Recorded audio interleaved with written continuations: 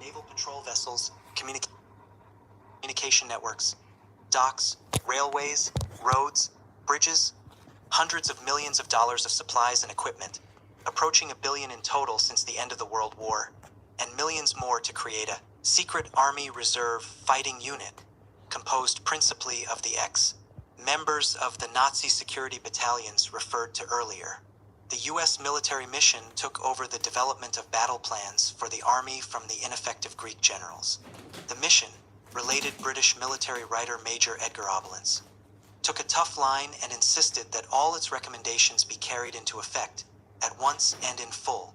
Eventually, more than 250 American Army officers were in the country, many assigned to Greek Army divisions to ensure compliance with directives.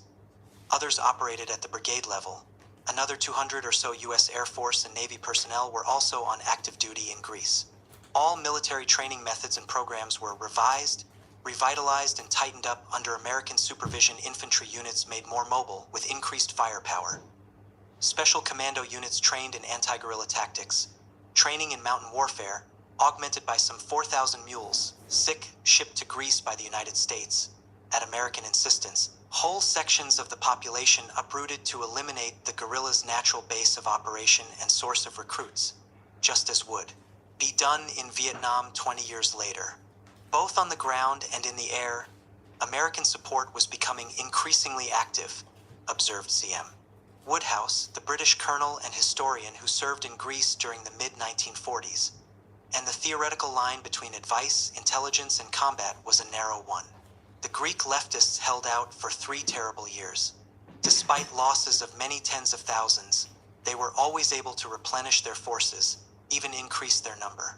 But by October 1949, foreseeing nothing but more loss of lives to a vastly superior destruction machine, the guerrillas announced over their radio a ceasefire.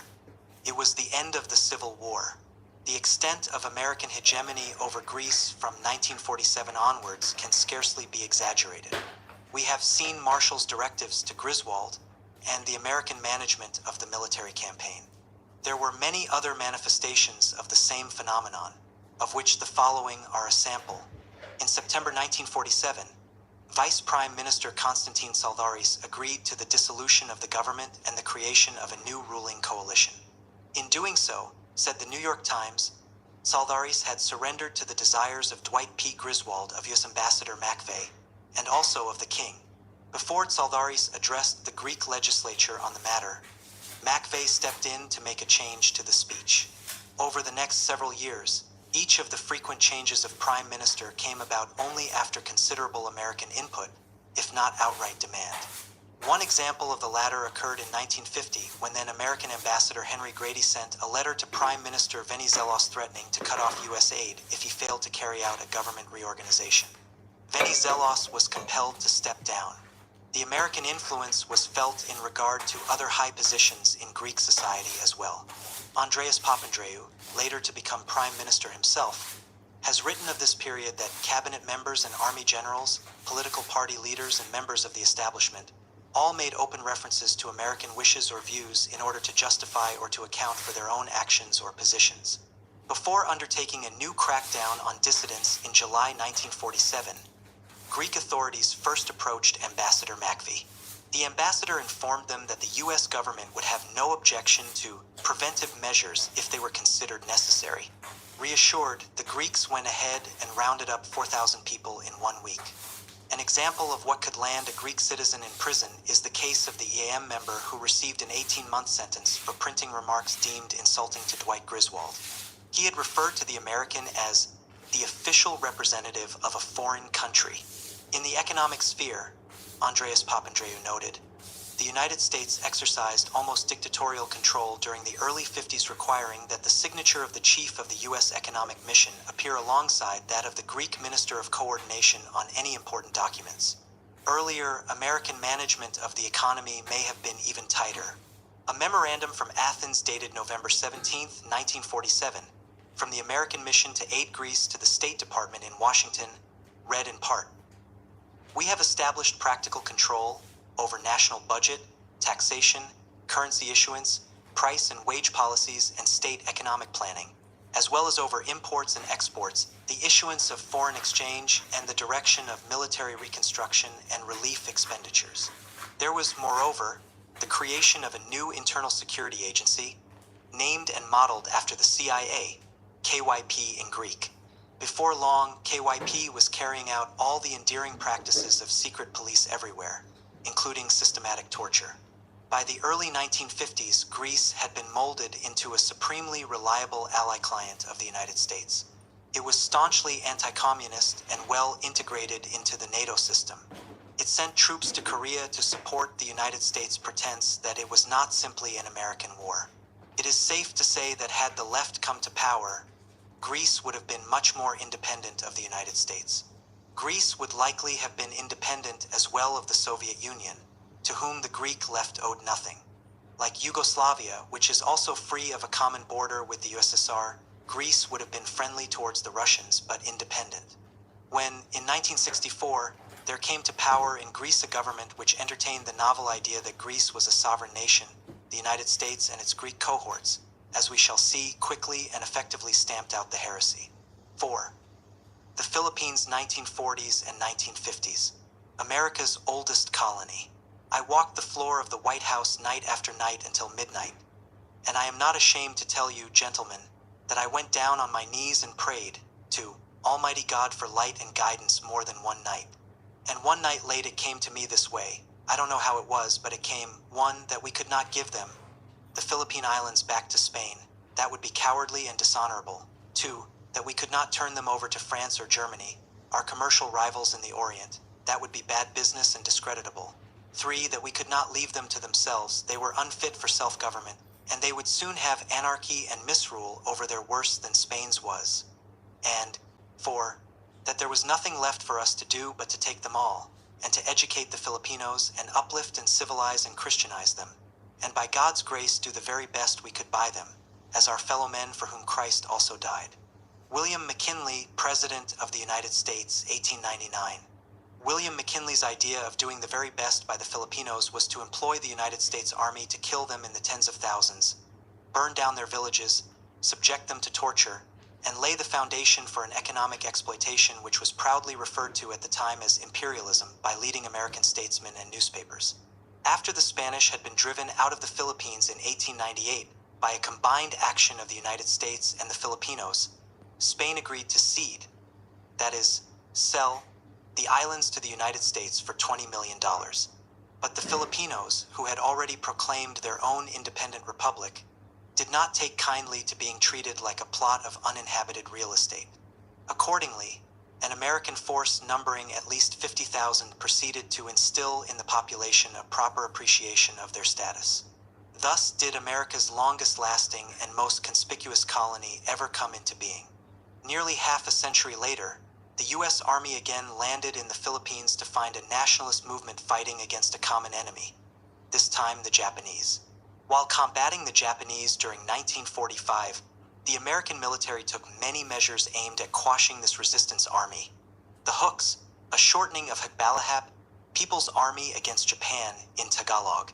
American forces disarmed many Hook units, removed the local governments which the Hooks had established, and arrested and imprisoned many of their high-ranking members as well as leaders of the Philippine Communist Party.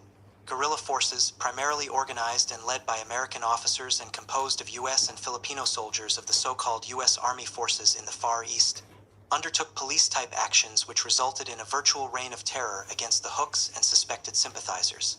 Disparaging rumors were spread about the Hooks to erode their support amongst the peasants, and the Japanese were allowed to assault Hook forces unmolested. This, while the Hooks were engaged in a major effort against the Japanese invaders and Filipino collaborators and frequently came to the aid of American soldiers. In much of this anti-Hook campaign, the United States made use of Filipinos who were collaborating with the Japanese, such as landlords, large estate owners, many police constables, and other officials. In the post-war period, the U.S. restored to power and positioned many of those tainted with collaboration, much to the distaste of other Filipinos. The Hook guerrilla forces had been organized in 1942, largely at the initiative of the Communist Party, in response to the Japanese occupation of the islands. Amongst American policymakers, There were those who came to the routine conclusion that the hooks were thus no more than a tool of the international communist conspiracy, to be opposed as all such groups were to be opposed. Others in Washington and Manila, whose reflexes were less knee-jerk, but more cynical, recognized that the hook movement, if its growing influence was not checked, would lead to sweeping reforms of Philippine society.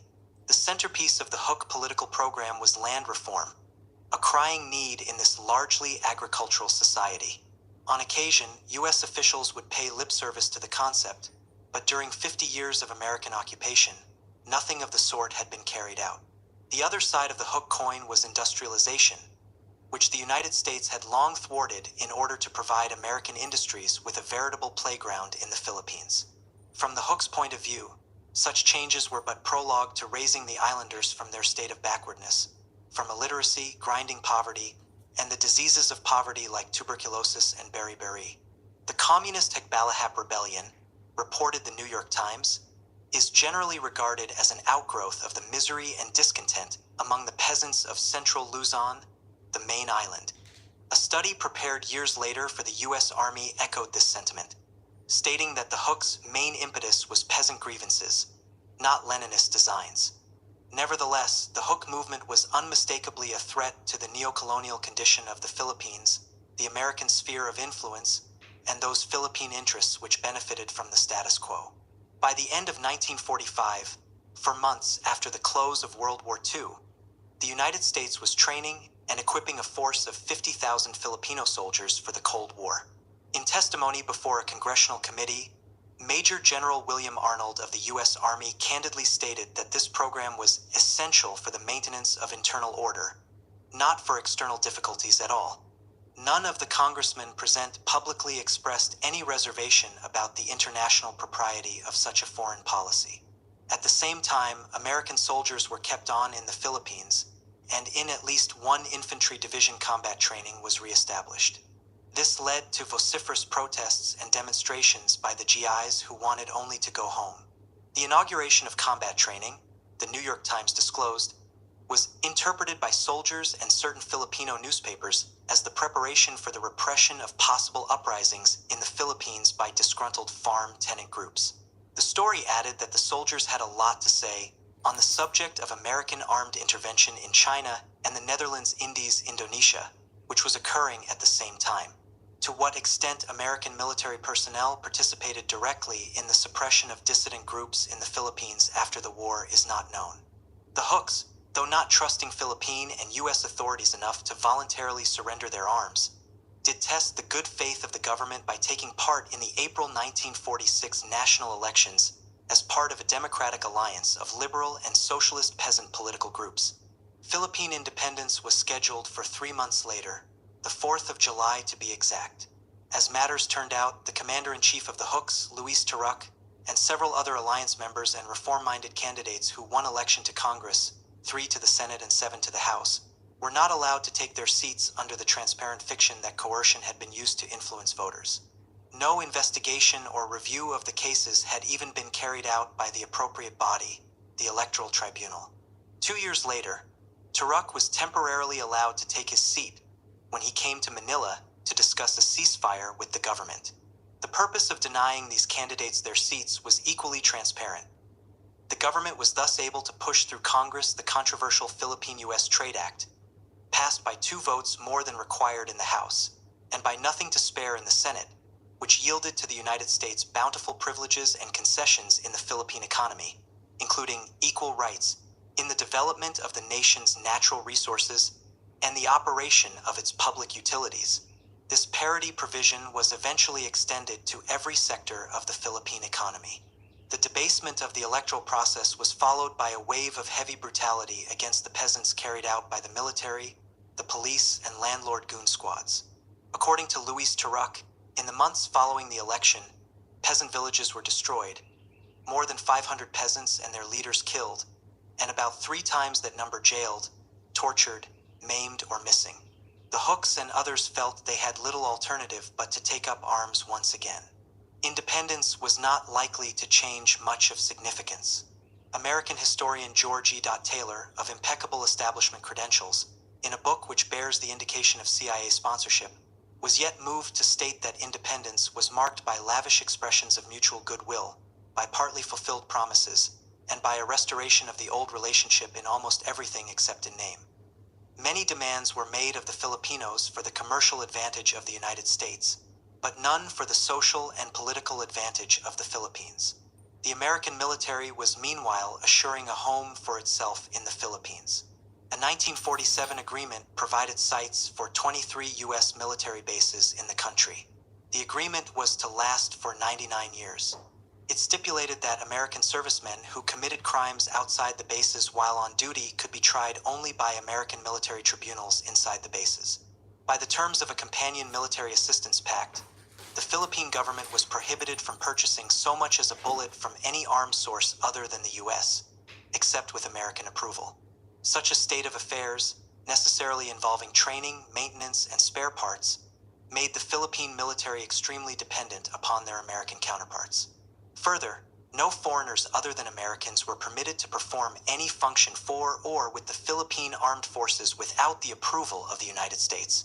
By early 1950, the United States had provided the Philippines with over $200 million of military equipment and supplies, a remarkable sum for that time, and was in addition to the construction of various military facilities.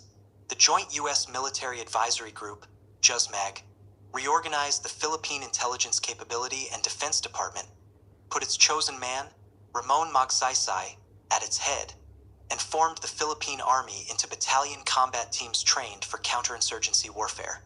The Philippines was to be a laboratory experiment for this unconventional type of combat. The methods and the terminology, such as search and destroy and pacification, were later to become infamous in Vietnam. By September, when Lt. Colaxio Edward G. Lansdale arrived in the Philippines, the Civil War had all the markings of a long, drawn-out affair, with victory not in sight for either side. Ostensibly, Lansdale was just another American military advisor attached to JUSMAG, but in actuality he was the head of CIA clandestine and paramilitary operations in the country. His apparent success in the Philippines was to make him a recognized authority in counterinsurgency.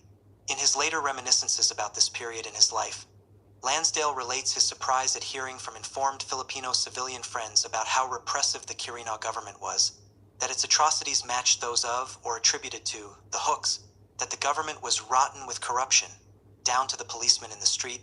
Lansdale observed on his own that Quirino himself had been elected the previous year through extensive fraud, and that the Hooks were right, they were the wave of the future, and violence was the only way for the people to get a government of their own. The police, wrote a correspondent for the Saturday Evening Post, were bands of uniformed thieves and rapists, more feared than bandits. The army was little better. Lansdale was undeterred. He had come to do a job. Accordingly, he told himself that if the Hooks took over there would only be another form of injustice by another privileged few, backed by even crueler force. By the next chapter, he had convinced himself that he was working on the side of those committed to defend human liberty in the Philippines. As a former advertising man, Lansdale was no stranger to the use of market research, motivation techniques, media, and deception. In CIA parlance, such arts fall under the heading of psychological warfare. To this end, Lansdale fashioned a unit called the Civil Affairs Office. Its activities were based on the premise, one both new and suspect to most American military officers, that a popular guerrilla army cannot be defeated by force alone. Lansdale's team conducted a careful study of the superstitions of the Filipino peasants living in Hook areas. Their lore, taboos, and myths were examined for clues to the appropriate appeals that could wean them from supporting the insurgents. In one operation, Lansdale's men flew over these areas in a small plane, hidden by a cloud cover, and broadcast in Tagalog mysterious curses on any villagers who dared to give the Hooks food or shelter. The tactic reportedly succeeded into starving some Hook units into surrender. Another Lansdale-initiated Psy-War operation played on the superstitious dread in the Philippine countryside of the Aswang, a mythical vampire. A Psy-War squad entered a town and planted rumors that an Aswang lived in the neighboring hill where the Hooks were based, a location from which government forces were anxious to have them out. 2 nights later, after giving the rumors time to circulate among Hook sympathizers in the town and make their way up the hill, The Psywar squad laid an ambush for the rebels along a trail used by them. When a Hook patrol passed, the ambushers silently snatched the last man, punctured his neck vampire fashion with 2 holes, held his body by the heels until the blood drained out, and put the corpse back on the trail. When the Hooks, as superstitious as any other Filipinos, discovered the bloodless comrade, they fled from the region. Lansdale regularly held coffee clutches with Filipino officials and military personnel in which new ideas were freely tossed back and forth, a Madison Avenue brain session. Out of this came the Economic Development Corps to lure Hooks with a program of resettlement on their own patch of farmland, with tools, seeds, cash loans, etc. It was an undertaking wholly inadequate to the land problem, and the number that responded was very modest, but like other Psywar techniques, a principal goal was to steal from the enemy his most persuasive arguments. Among other tactics introduced or refined by Lansdale were production of films and radio broadcasts to explain and justify government actions, infiltration of government agents into the ranks of the Hooks to provide information and sow dissension, attempts to modify the behavior of government soldiers so as to curtail their abuse of people in rural areas, for the Hooks had long followed an explicit code of proper conduct towards the peasants, with punishment meted out to violators. But on other occasions, government soldiers were allowed to run amok in villages, disguised as Hooks.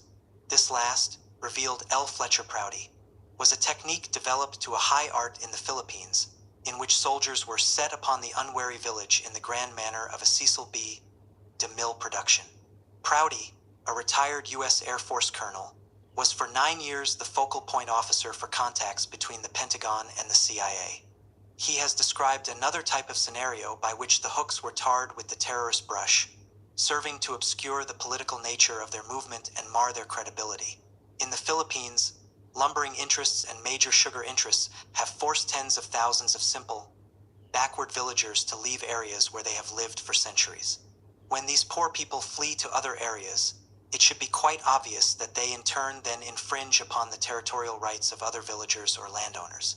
This creates violent rioting or at least sporadic outbreaks of banditry that last lowly recourse of dying and terrorize people.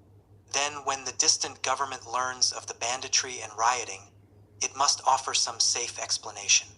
The last thing that regional government would want to do would be to say that the huge lumbering or paper interests had driven the people out of their ancestral homeland. In the Philippines, it is customary for the local/regional government to get a 10% rake-off on all such enterprise and for national politicians to get another 10%. So the safe explanation becomes communist-inspired subversive insurgency. The word for this in the Philippines is Hook. The most insidious part of the CIA operation in the Philippines was the fundamental manipulation of the nation's political life, featuring stage-managed elections and disinformation campaigns. The high point of this effort was the election to the presidency, in 1953, of Ramon Magsaysay, the cooperative former Defense Department head. Lansdale, it was said, invented Magsaysay.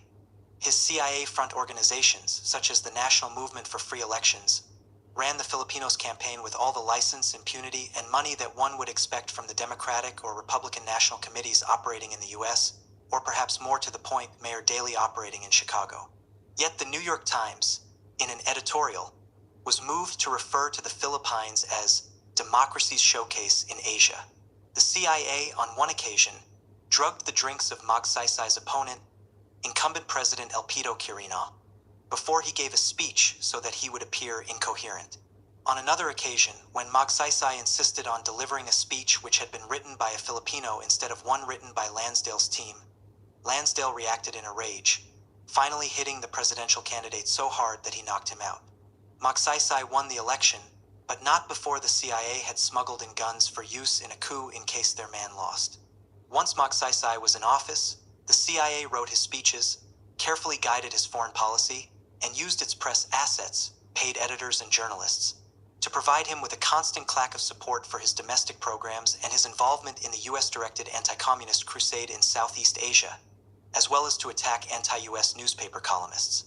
So beholden was Magsaysay to the United States, disclosed Presidential Assistant Sherman Adams, that he sent word to Eisenhower that he would do anything the United States wanted him to do, even though his own foreign minister took the opposite view. One inventive practice of the CIA on behalf of Magsaysay was later picked up by agency stations in a number of other third world countries. This particular piece of chicanery consisted of selecting articles written by CIA writer agents for the provincial press and republishing them in a monthly digest of the provincial press. The digest was then sent to congressmen and other opinion makers in Manila to enlighten them as to what the provinces were thinking. Senator Claro M. Recto, Magsaysay's chief political opponent and a stern critic of American policy in the Philippines, came in for special treatment.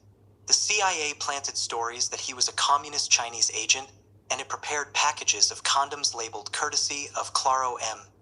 Recto, the people's friend. The condoms all had holes in them at the most inappropriate place. The agency also planned to assassinate Recto, going so far as to prepare a substance for poisoning him. The idea was abandoned for pragmatic considerations rather than moral scruples. After Magsaysay died in a plane crash in 1957, various other Filipino politicians and parties were sought out by the CIA as clients, or offered themselves as such. One of the latter was Diosdado Macapagal, who was to become president in 1961. Macapagal provided the agency with political information for several years and eventually asked for, and received what he felt he deserved: heavy financial support for his campaign. Reader's Digest called his election certainly a demonstration of democracy in action.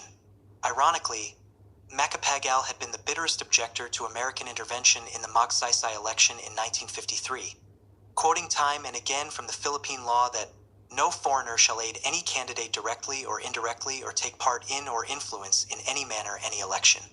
Perhaps even more ironic, in 1957 the Philippine government adopted a law, clearly written by Americans, which outlawed both the Communist Party and the Hooks, giving as one of the reasons for doing so that these organizations aimed at placing the government under the control and domination of an alien power. By 1953, the Hooks were scattered and demoralized, no longer a serious threat, although their death would be distributed over the next few years. It is difficult to ascertain to what extent their decline was due to the traditional military force employed against them, or to Lansdale's more unorthodox methods, or to the eventual debilitation of many of the Hooks from malnutrition and disease, brought on by the impoverishment of the peasantry. Long before the end, many Hooks were also lacking weapons and ammunition and proper military equipment, bringing into question the oft-repeated charge of Soviet and Chinese aid to them made by Filipino and American authorities. Edward Lechica, a Filipino historian, has written that the Kremlin did pay lip service to the communist movement in the Philippines, praising the Hooks for being part of the global struggle against the US, but no material support was offered. Since the destruction of Hook military power, noted George Taylor, the social and political program that made the accomplishment possible has to a large extent fallen by the wayside. Fortress America, however, was securely in place in Southeast Asia. From the Philippines would be launched American air and sea actions against Korea and China, Vietnam, and Indonesia. The Philippine government would send combat forces to fight alongside the United States in Vietnam and Korea.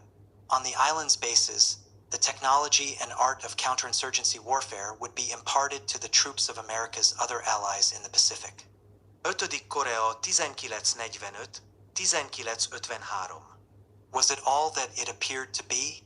To die for an idea? It is unquestionably noble. But how much nobler it would be if men died for ideas that were true. Achele. Mencken, 1919. How is it that the Korean War escaped the protests which surrounded the war in Vietnam? Everything we've come to love and cherish about Vietnam had its forerunner in Korea. The support of a corrupt tyranny, the atrocities, the napalm, the mass slaughter of civilians, the cities and villages laid to waste, the calculated management of the news, the sabotaging of peace talks. But the American people were convinced that the war in Korea was an unambiguous case of one country invading another without provocation.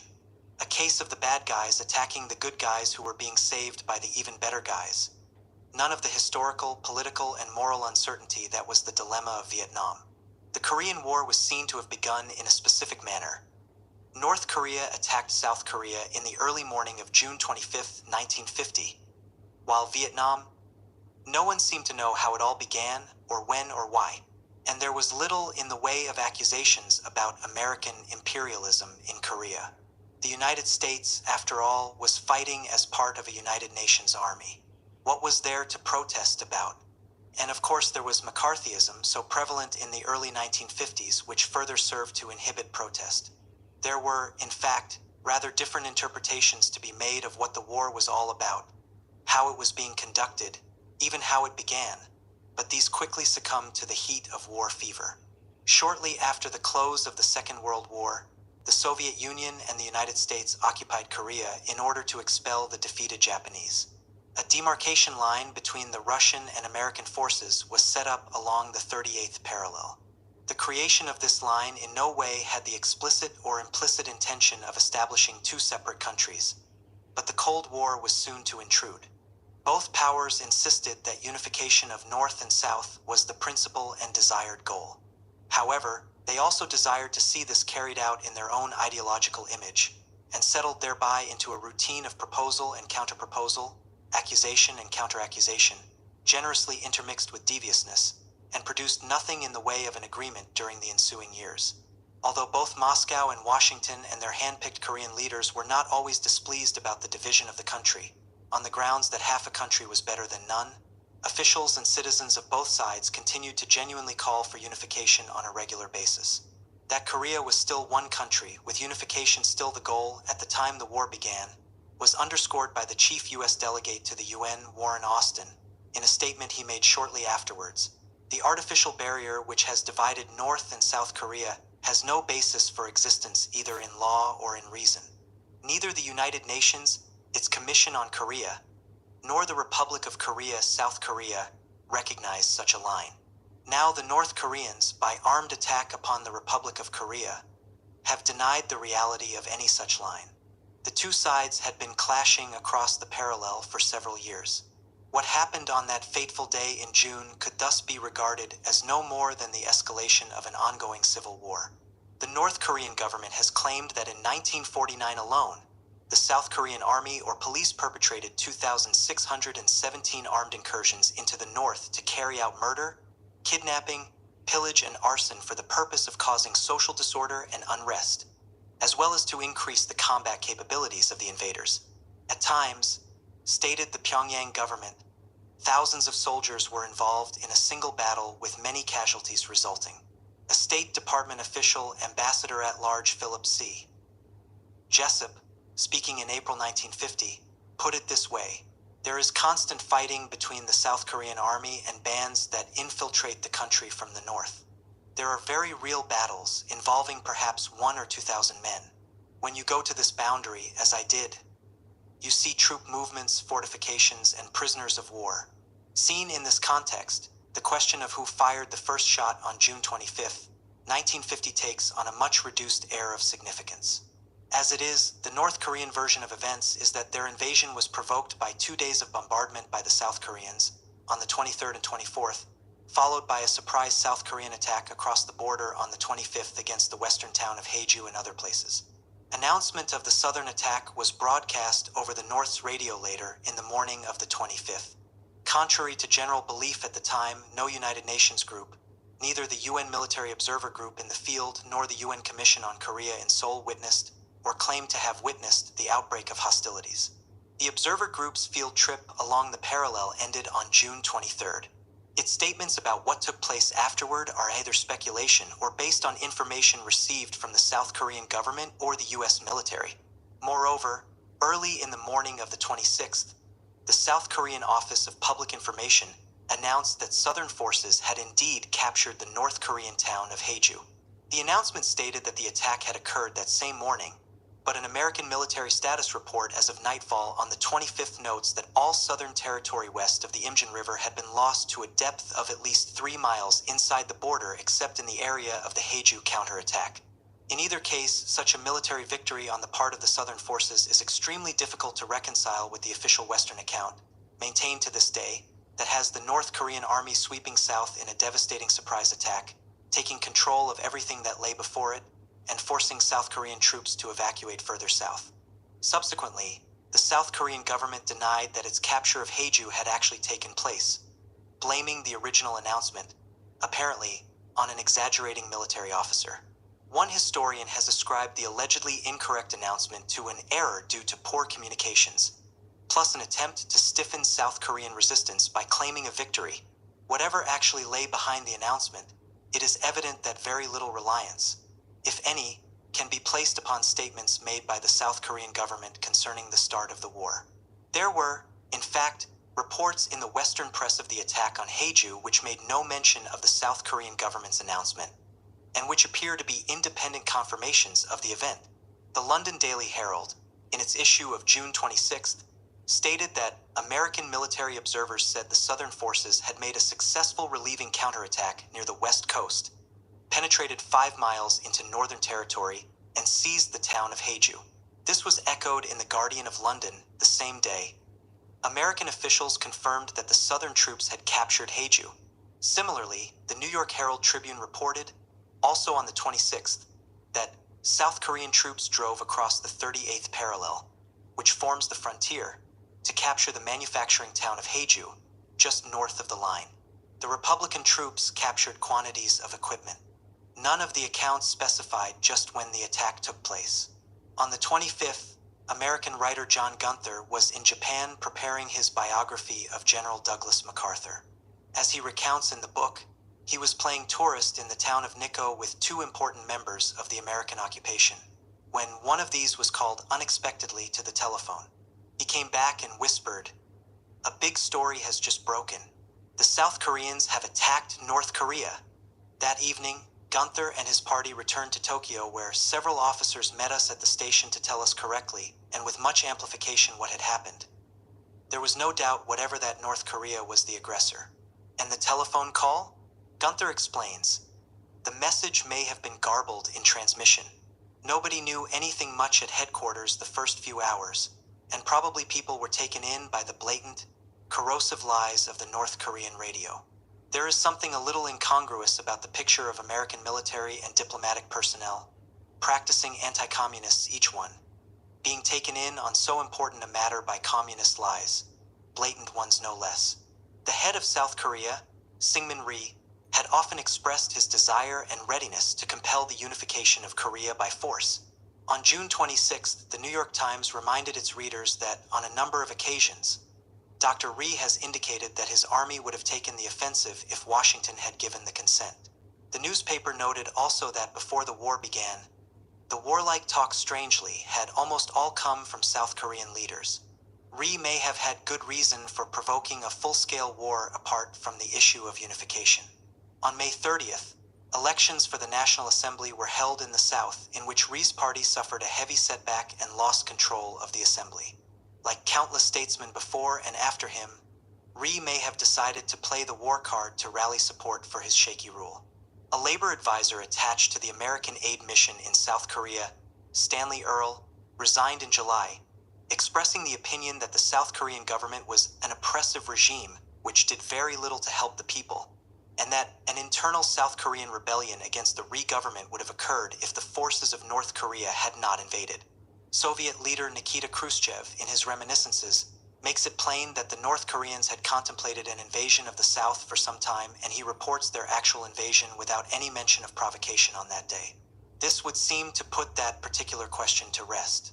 However, Khrushchev's chapter on Korea is a wholly superficial account. It is not a serious work of history, nor was it intended to be. As he himself states, "My memories of the Korean War are unavoidably sketchy." He did not become Soviet leader until after the war was over. His chapter contains no discussion of any of the previous fighting across the border, nothing of Rhee's belligerent statements, nothing at all even of the Soviet Union's crucial absence from the UN, which, as we shall see, allowed the so-called United Nations Army to be formed and intervene in the conflict. Moreover, his reminiscences, as published, are an edited and condensed version of the tapes he made. A study based on a comparison between the Russian-language transcription of the tapes and the published English-language book reveals that some of Khrushchev's memories about Korea were indeed sketchy, but that the book fails to bring this out. For example, North Korean leader Kim Il-sung met with Stalin to discuss Kim's desire to prod South Korea with the point of a bayonet. The book then states unambiguously, Kim went home and then returned to Moscow when he had worked everything out. In the transcript, however, Khrushchev says, "In my opinion, either the date of his return was set, or he was to inform us as soon as he finished preparing all of his ideas." Then, I don't remember in which month or year, Kim Il-sung came and related his plan to Stalin, emphasis added. On June 26th, the United States presented a resolution before the UN Security Council condemning North Korea for its unprovoked aggression. The resolution was approved, although there were arguments that this was a fight between Koreans and should be treated as a civil war, and a suggestion from the Egyptian delegate that the word unprovoked should be dropped in view of the long-standing hostilities between the two Koreas. Yugoslavia insisted as well that there seemed to be lack of precise information that could enable the Council to pin responsibility, and proposed that North Korea be invited to present its side of the story. This was not done. 3 months later, the Soviet foreign minister put forward a motion that the UN hear representatives from both sides. This, too, was voted down by a margin of 46-6 because of North Korea's aggression, and it was decided to extend an invitation to South Korea alone. On the 27th, the Security Council recommended that members of the United Nations furnish assistance to South Korea, as may be necessary to repel the armed attack. President Truman had already ordered the U.S. Navy and Air Force into combat by this time, thus presenting the Council with a fait accompli, a tactic the U.S. was to repeat several times before the war came to an end.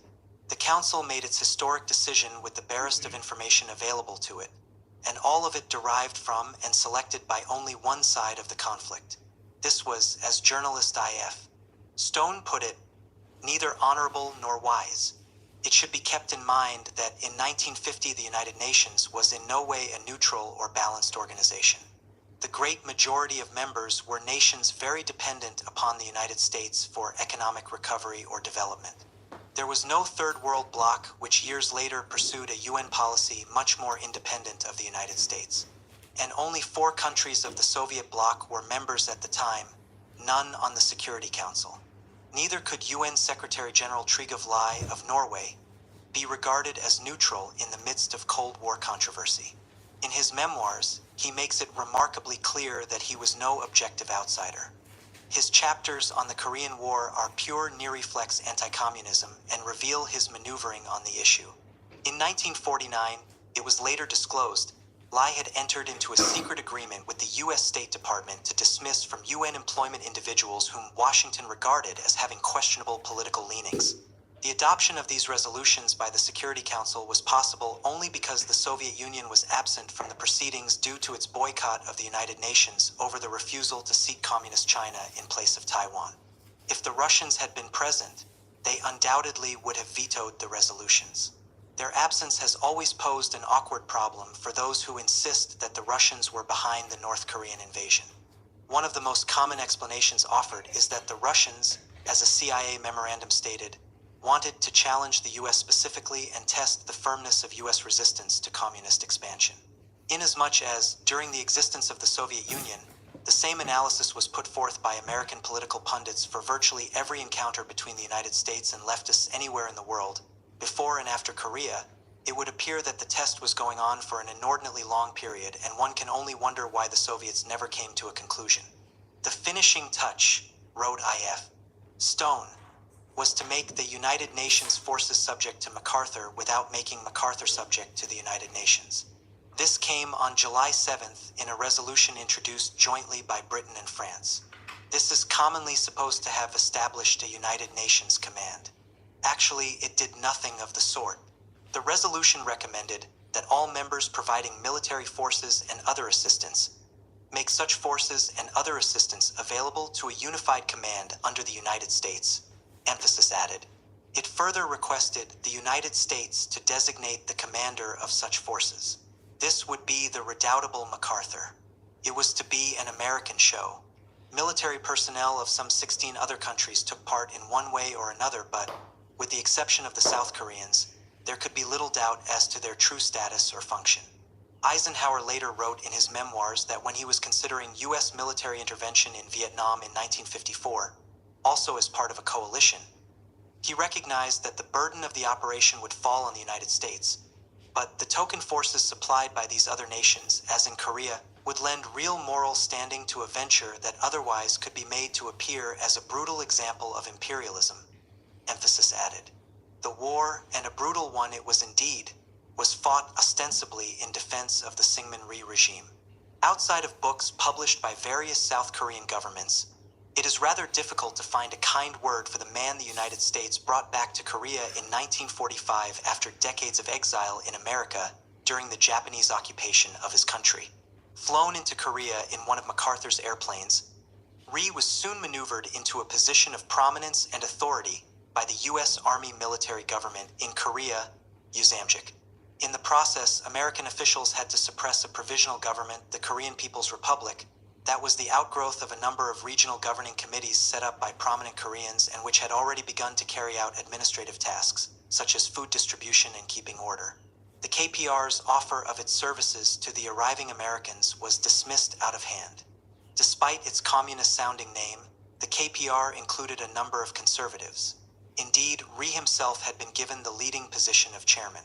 Rhee and the other conservatives, most of whom were still abroad when chosen, perhaps did not welcome the honor because the KPR, on balance, was probably too leftist for their tastes, as it was for the higher echelons of the Usamjik.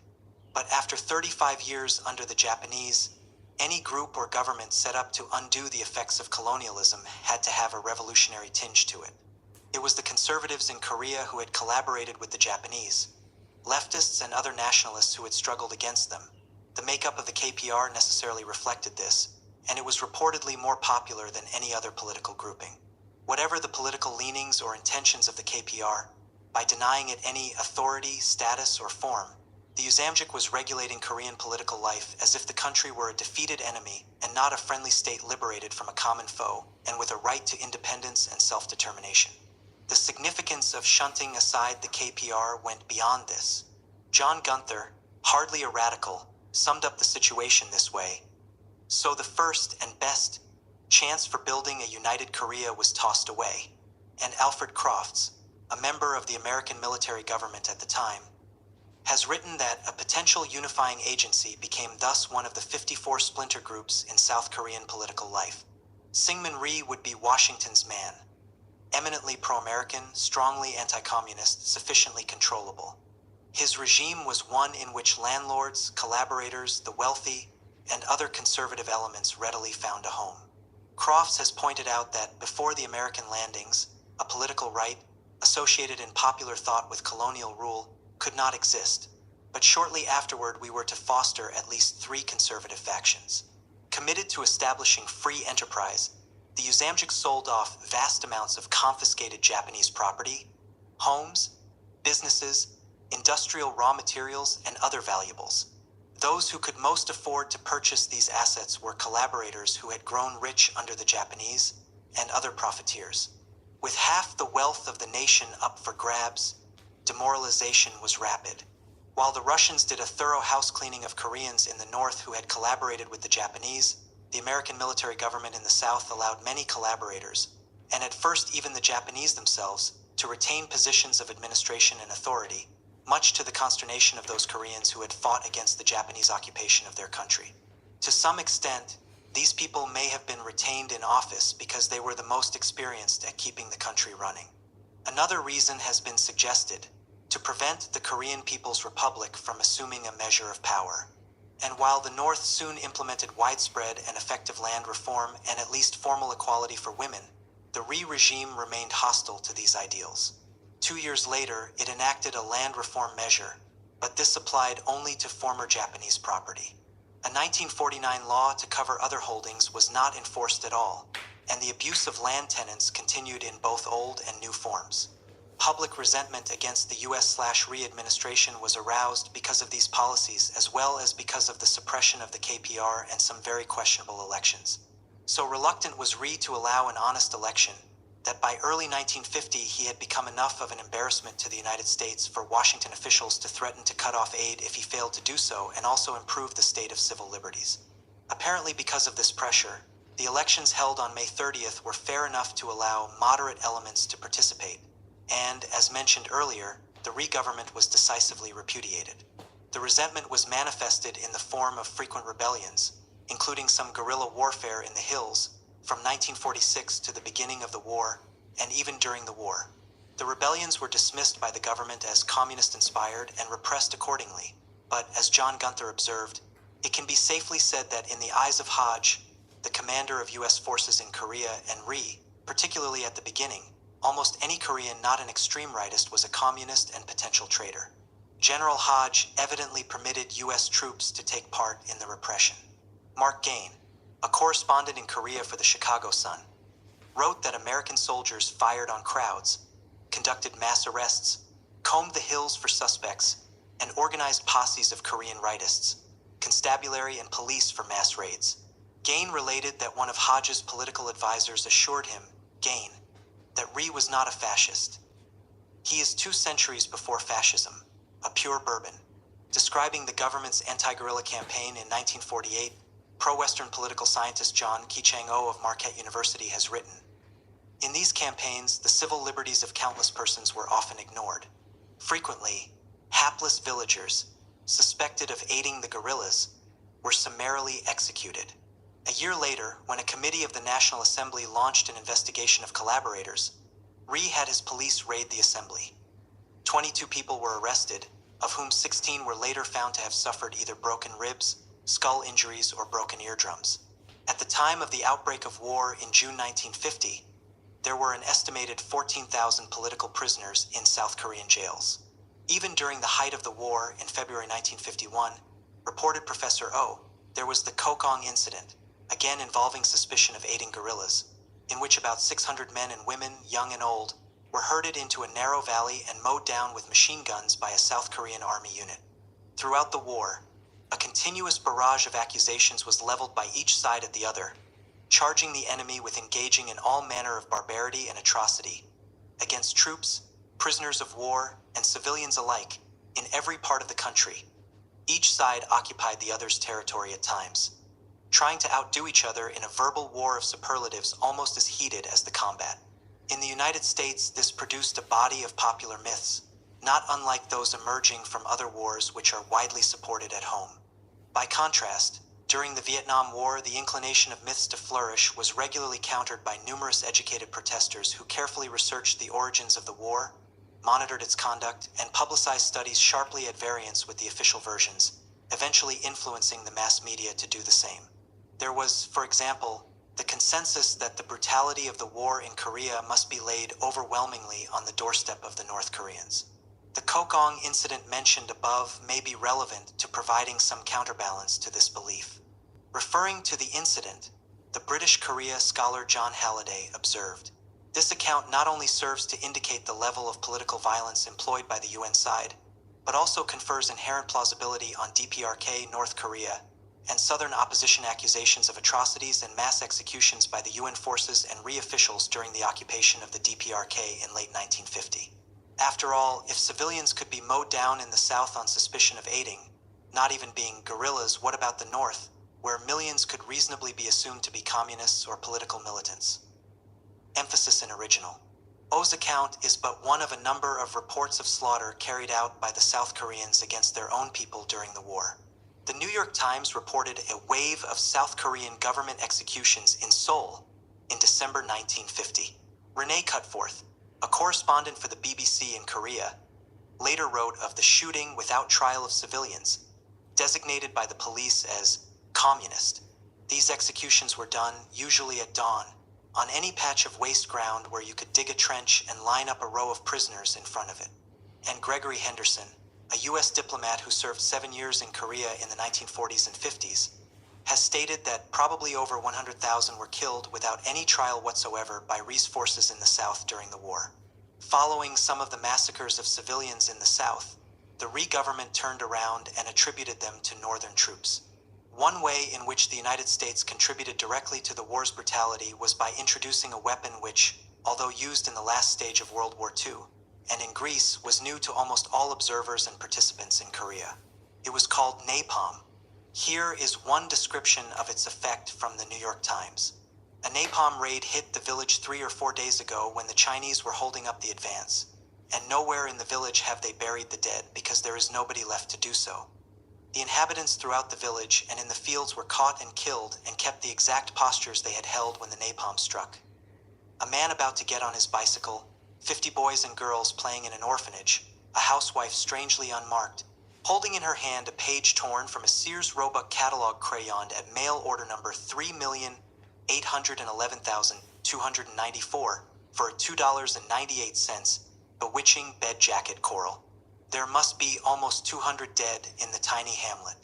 The United States may also have waged germ warfare against North Korea and China, as was discussed earlier in the chapter on China. At the same time, the CIA reportedly was targeting a single individual for termination, North Korean leader Kim Il-sung. Washington sent a Cherokee Indian, codenamed Buffalo, to Hans V. Toft, a CIA officer stationed in Japan, after Buffalo had agreed to serve as Kim Il-sung's assassin. Buffalo was to receive a considerable amount of money if his mission succeeded. It obviously did not, and nothing further has been revealed about the incident.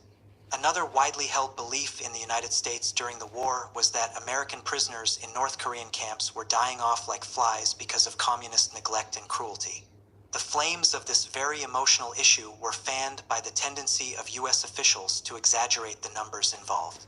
During November 1951, for example, long before the end of the war, American military announcements put the count of POW deaths at between 5,000 and 8,000. However, an extensive study completed by the U.S. Army 2 years after the war revealed that the POW death toll for the entire war was 2,730, out of 7,190 held in camps.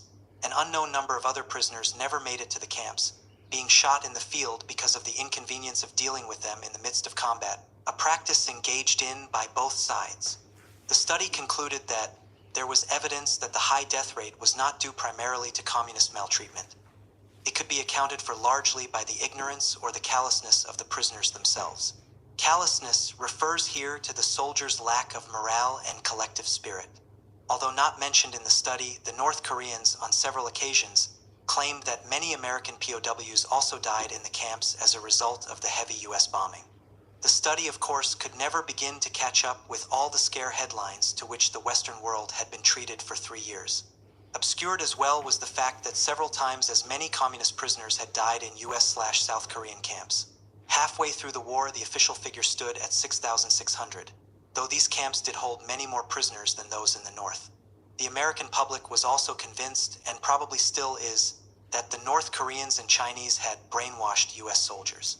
This story arose to explain the fact that as many as 30% of American POWs had collaborated with the enemy in one way or another, and 1 man in every 7, or more than 13%, was guilty of serious collaboration, writing disloyal tracts, or agreeing to spy or organize for the communists after the war. Another reason the brainwashing theme was promoted by Washington was to increase the likelihood that statements made by returning prisoners which questioned the official version of the war would be discounted. In the words of Yale psychiatrist Robert J. Lifton, brainwashing was popularly held to be an all-powerful, irresistible, unfathomable, and magical method of achieving total control over the human mind. Although the CIA experimented, beginning in the 1950s, to develop just such a magic, neither they nor the North Koreans or Chinese ever possessed it.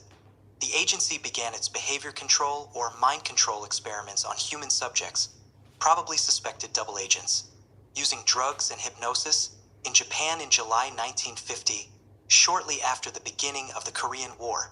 In 1975, a U.S. Navy psychologist, Lt. Col.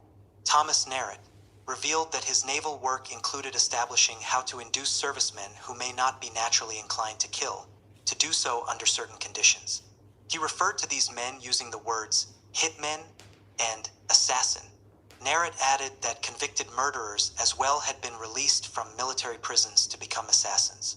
Brainwashing, said the Army study, has become a catchphrase, used for so many things that it no longer has any precise meaning, and a precise meaning is necessary in this case. The prisoners, as far as Army psychiatrists have been able to discover, were not subjected to anything that could properly be called brainwashing. Indeed, the communist treatment of prisoners, while it came nowhere near fulfilling the requirements of the Geneva Convention, rarely involved outright cruelty, being instead a highly novel blend of leniency and pressure. The communists rarely used physical torture, and the Army has not found a single verifiable case in which they used it for the specific purpose of forcing a man to collaborate or to accept their convictions. According to the study, however, some American airmen, of the 90 or so who were captured, were subjected to physical abuse in an attempt to extract confessions about germ warfare. This could reflect either a greater communist resentment about the use of such a weapon or a need to produce some kind of corroboration of a false or questionable claim. American servicemen were also subjected to political indoctrination by their jailers. Here is how the U.S. Army saw it. In the indoctrination lectures, the communists frequently displayed global charts dotted with our military bases, the names of which were of course known to many of the captives. "See those bases?" the instructor would say, tapping them on the chart with his pointer. "They are American, full of war material. You know they are American. And you can see they are ringing Russia and China. Russia and China do not have one base outside their own territory. From this it's clear which side is the warmonger. Would America have these bases and spend millions to maintain them were it not preparing to war on Russia and China?" This argument seemed plausible to many of the prisoners. In general, they had no idea that these bases showed not the United States' wish for war, but its wish for peace, that they had been established as part of a series of treaties aimed not at conquest, but at curbing red aggression. The Chinese communists, of course, did not invent this practice. During the American Civil War, prisoners of both the South and the North received indoctrination about the respective merits of the two sides. And in the Second World War, democratization courses were held in US and British POW camps for Germans, and reformed Germans were granted privileges. Moreover, the US Army was proud to state that communist prisoners in American camps during the Korean War were taught what democracy stands for. The predicted Chinese aggression manifested itself about 4 months after the war in Korea began. The Chinese entered the war after American planes had violated their airspace on a number of occasions, had bombed and strafed Chinese territory several times, always in error. When hydroelectric plants on the Korean side of the border, vital to Chinese industry, stood in great danger and US or South Korean forces had reached the Chinese border, the Yalu River, or come within a few miles of it in several places. The question must be asked: how long would the United States refrain from entering a war being waged in Mexico by a communist power from across the sea, which strafed and bombed Texas border towns, was mobilized along the Rio Grande, and was led by a general who threatened war against the United States itself? American air power in Korea was fearsome to behold. As would be the case in Vietnam, its use was celebrated in the wholesale dropping of napalm, the destruction of villages suspected of aiding the enemy, bombing cities so as to leave no useful facilities standing, demolishing dams and dikes to cripple the irrigation system, wiping out rice crops, and in those moving expressions like scorched earth policy, saturation bombing, and Operation Killer. "You can kiss that group of villages goodbye," exclaimed Captain Everett L. Hundley of Kansas City, Kansas, after a bombing raid. "I would say that almost the entire Korean peninsula is just a terrible mess," testified Major General Emmett O'Donnell before the Senate when the war was 1 year old. "Everything is destroyed. There is nothing standing worthy of the name." And here, the words of the venerable British military guide, Brassey's Annual, in its 1951 yearbook. "It is no exaggeration to state that South Korea no longer exists as a country. Its towns have been destroyed, much of its means of livelihood eradicated, and its people reduced to a sullen mass dependent upon charity and exposed to subversive influences. When the war ends, no gratitude can be expected from the South Koreans, but it is to be hoped that the lesson will have been learned that it is worse than useless to destroy to liberate. Certainly, Western Europe would never accept such a liberation. The worst of the bombing was yet to come. That began in the summer of 1952 and was Washington's way of putting itself in a better bargaining position in the truce discussions with the communists, which had been going on for a full year while the battles raged. The extended and bitter negotiations gave rise to another pervasive Western belief, that it was predominantly communist intransigence, duplicity, and lack of peaceful intentions which frustrated the talks and prolonged the war. This is a lengthy and entangled chapter of the Korean War story, but one does not have to probe too deeply to discover the unremarkable fact that the barriers were erected by the anti-communist side as well. Syngman Rhee, for example, was so opposed to any outcome short of total victory that both the Truman and Eisenhower administrations drew up plans for overthrowing him, which is not to suggest that the American negotiators were negotiating in the best of faith. The last thing they wanted to be accused of was having allowed the commies to make suckers of them. Thus it was that, in November of 1951, we could read in the New York Times the unadorned way that an apparently increasing number of them, American soldiers in Korea. See, the situation right now is that the communists have made important concessions, while the United Nations Command, as they view it, continues to make more and more demands. The United Nations Truce Team has created the impression that it switches its stand whenever the communists indicate that they might go along with it. At one point during this same period, when the communists proposed that a ceasefire and a withdrawal of troops from the combat line should take place while negotiations were going on, the United Nations Command reacted almost as if this were a belligerent and devious act.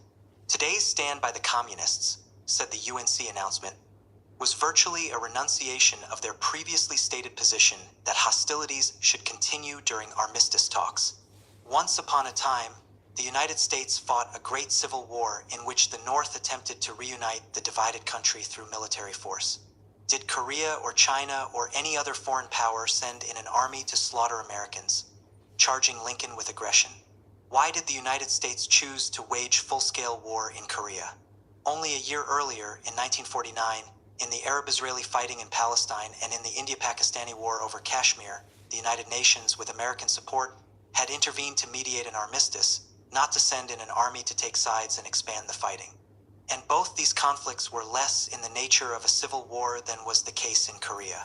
If the US/UN response had been the same in these earlier cases, Palestine and Kashmir might have wound up as the scorched earth desert that was Korea's fate. What saved them, what kept the US armed forces out, was no more than the absence of a communist side to the conflict. 6. Albania 1949 to 1953. The proper English spy. To simultaneously plan and sabotage this ill-fated venture must have been a severe test of his energy and ingenuity, wrote one of Kim Philby's biographers. The venture was the clandestine attempt, begun in 1949, by the United States and Great Britain to overthrow the pro-Soviet regime of Enver Hoxha through guerrilla-fomented uprisings. It ended in disaster, in part because the Russians had apparently been alerted by Philby, the proper Englishman who had gone to all the right schools and penetrated the highest ranks of British and American intelligence, though he had been a Soviet spy since the age of 21. Philby had moved to Washington the year before to act as the British Secret Intelligence Service, SIS, liaison to the CIA. In that capacity, he served as a co-director of the CIA-SIS task force engaged in planning the Albanian operation. The choice had fallen upon Albania because it was regarded as the most vulnerable of the socialist states, the smallest and the weakest, not sharing a border with the Soviet Union, isolated between a US-controlled Greece and a Yugoslavia that was a renegade from the Soviet bloc.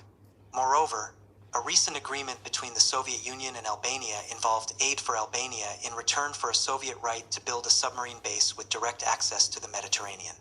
By the rules and logic of the Cold War board game, this was a move the United States was obliged to thwart. The task force began by recruiting scattered Albanian émigrés who were living in Italy, Greece, and elsewhere. They were exposed to basic military training with a touch of guerrilla warfare thrown in at sites established on the British island of Malta in the Mediterranean, in the American occupation zone of West Germany, and, to a lesser extent, in England itself. Whenever we want to subvert any place, confided Frank Wisner, the CIA's head of covert operations, to Philby, we find that the British own an island within easy reach. Intermittently, for some 3.5 years, the émigrés were sent back into their homeland. Slipping up into the mountains of Greece and over the border, parachuting in from planes which had taken off from bases in Western Europe, entering by sea from Italy. American planes and balloons dropped propaganda leaflets and goods as well, such items in scarce supply in Albania as flour, halva, needles, and razor blades, along with a note announcing that they were a gift from the Albanian National Liberation Front.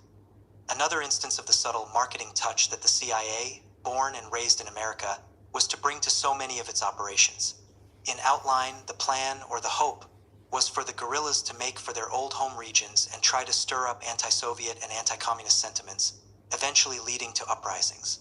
They were to distribute propaganda, obtain political, economic, and military information, engage in sabotage, recruit individuals into cells, and supply them with equipment. Later infusions of men and material would expand these cells into centers of resistance. Cold War conventional wisdom dictated that the masses of Eastern Europe were waiting to be sparked into open rebellion for their freedom. Even if this were the case, the choice of ignition was highly dubious, for the guerrillas included amongst their numbers many who supported a reinstitution of the Albanian monarchy in the person of the reactionary King Zog, then in exile, and others who had collaborated with the Italian fascists or Nazis during their wartime occupations of Albania. To be sure, there were those of Republican and Democratic leanings in the various emigre committees as well, but State Department papers, later declassified, reveal that prominent Albanian collaborators played leading roles in the formation of these committees. These were individuals the State Department characterized as having somewhat checkered political backgrounds, who might sooner or later occasion embarrassment to this government. They were admitted to the United States over the department's objections because of intelligence considerations. One of the checkered gentlemen was Zafer Deva, Minister of Interior during the Italian occupation, who had been responsible for deportations of Jews, communists, partisans, and suspicious persons, as a captured Nazi report put it, to extermination camps in Poland. In the name of the CIA-funded National Committee for a Free Albania, a powerful underground radio station began broadcasting inside the country, calling for the nation's liberation from the Soviet Union. In early 1951, several reports came out of Albania of open organized resistance and uprisings. To what extent these happenings were a consequence of the Western infiltration and agitation is impossible to determine. Overall, the campaign had little to show for its efforts. It was hounded throughout by logistical foul-ups, and the grim reality that the masses of Albanians greeted the emigres as something less than liberators, either from fear of the harsh Hoxha regime, or because they supported the social changes taking place more than they trusted what the emigres had to offer. Worst of all, the Albanian authorities usually seemed to know in which area the guerrillas would be arriving, and when. Kim Philby was not the only potential source of disclosure. The Albanian groups were almost certainly infiltrated, and careless talk indulged in by the motley emigres could have contributed to the fiasco. Philby, referring to the CSIS task force members' habit of poking fun at Albanians, wrote, "Even in our more serious moments, we Anglo-Saxons never forgot that our agents were just down from the trees. So lax was security that New York Times correspondent Cyrus L. Sulzberger filed several dispatches from the Mediterranean area touching upon the intervention, which required virtually no reading between the lines. The articles carried no attention-grabbing headlines. There was no public comment about them from Washington. No reporters asked government officials any embarrassing questions. Ergo, a non-event for Americans. Despite one failure after another, and without good reason to expect anything different in the future, the operation continued until the spring of 1953, resulting in the death or imprisonment of hundreds of men. It was not simply the obsession with chopping off one of Stalin's fingers. Professional prestige and careers had been invested. A visible success was needed to recoup past losses and justify earlier decisions. And the men who were being lost were, after all, only Albanians, who spoke not a word of the Queen's English and did not yet walk upright properly. There was, however, the danger of the action escalating into conflict with the Soviet Union. The Soviets did in fact send some new fighter planes to Albania, presumably in the hope that they could shoot down the foreign aircraft making drops. The operation could not fail to remind Stalin, Hoxha, and the entire socialist bloc of another Western intervention 30 years earlier in the Soviet Union. It could only serve to make them yet more paranoid about Western intentions and convince them to turn the screw of internal security yet tighter. Indeed, every now and again over the ensuing years, Hoxha mentioned the American and British invasion and used it to justify his policy of isolation. In the early 1960s, Hoxha himself did what the CIA and SIS had failed to do. He pulled Albania out of the Soviet orbit. The Albanian leader purged pro-Soviet officials in his government and aligned his country with China. There was no military retaliation on the part of the USSR. In the mid-1970s, Hoxha forsook China as well.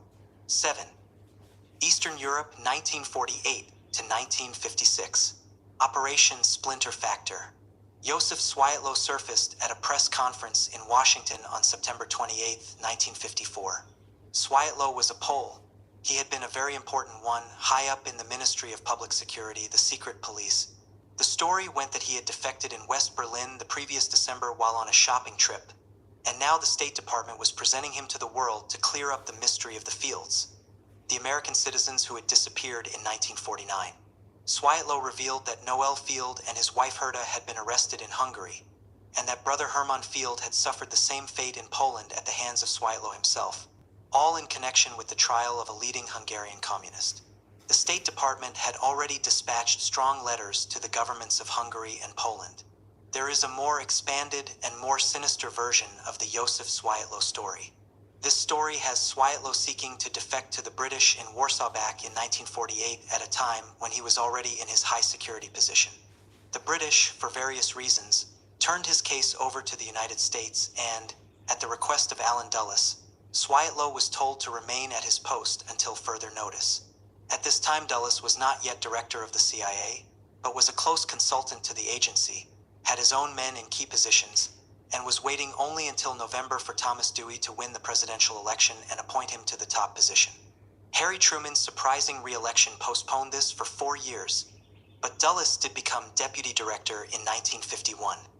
Noel Field, formerly a State Department Foreign Service officer, was a longtime communist fellow traveler, if not a party member in the United States or Europe. During the Second World War, his path converged with Dulles's in intrigue-filled Switzerland.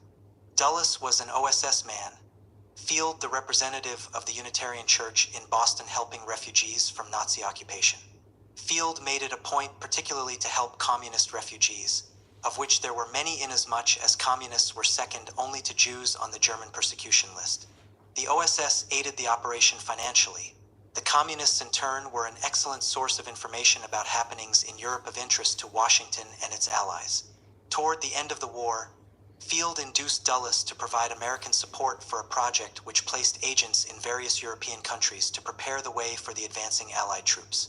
The men chosen by Field, unsurprisingly, were all communists, and their placement in certain Eastern European countries helped them to get their hands on the reins of power long before non-communist forces were able to regroup and organize themselves.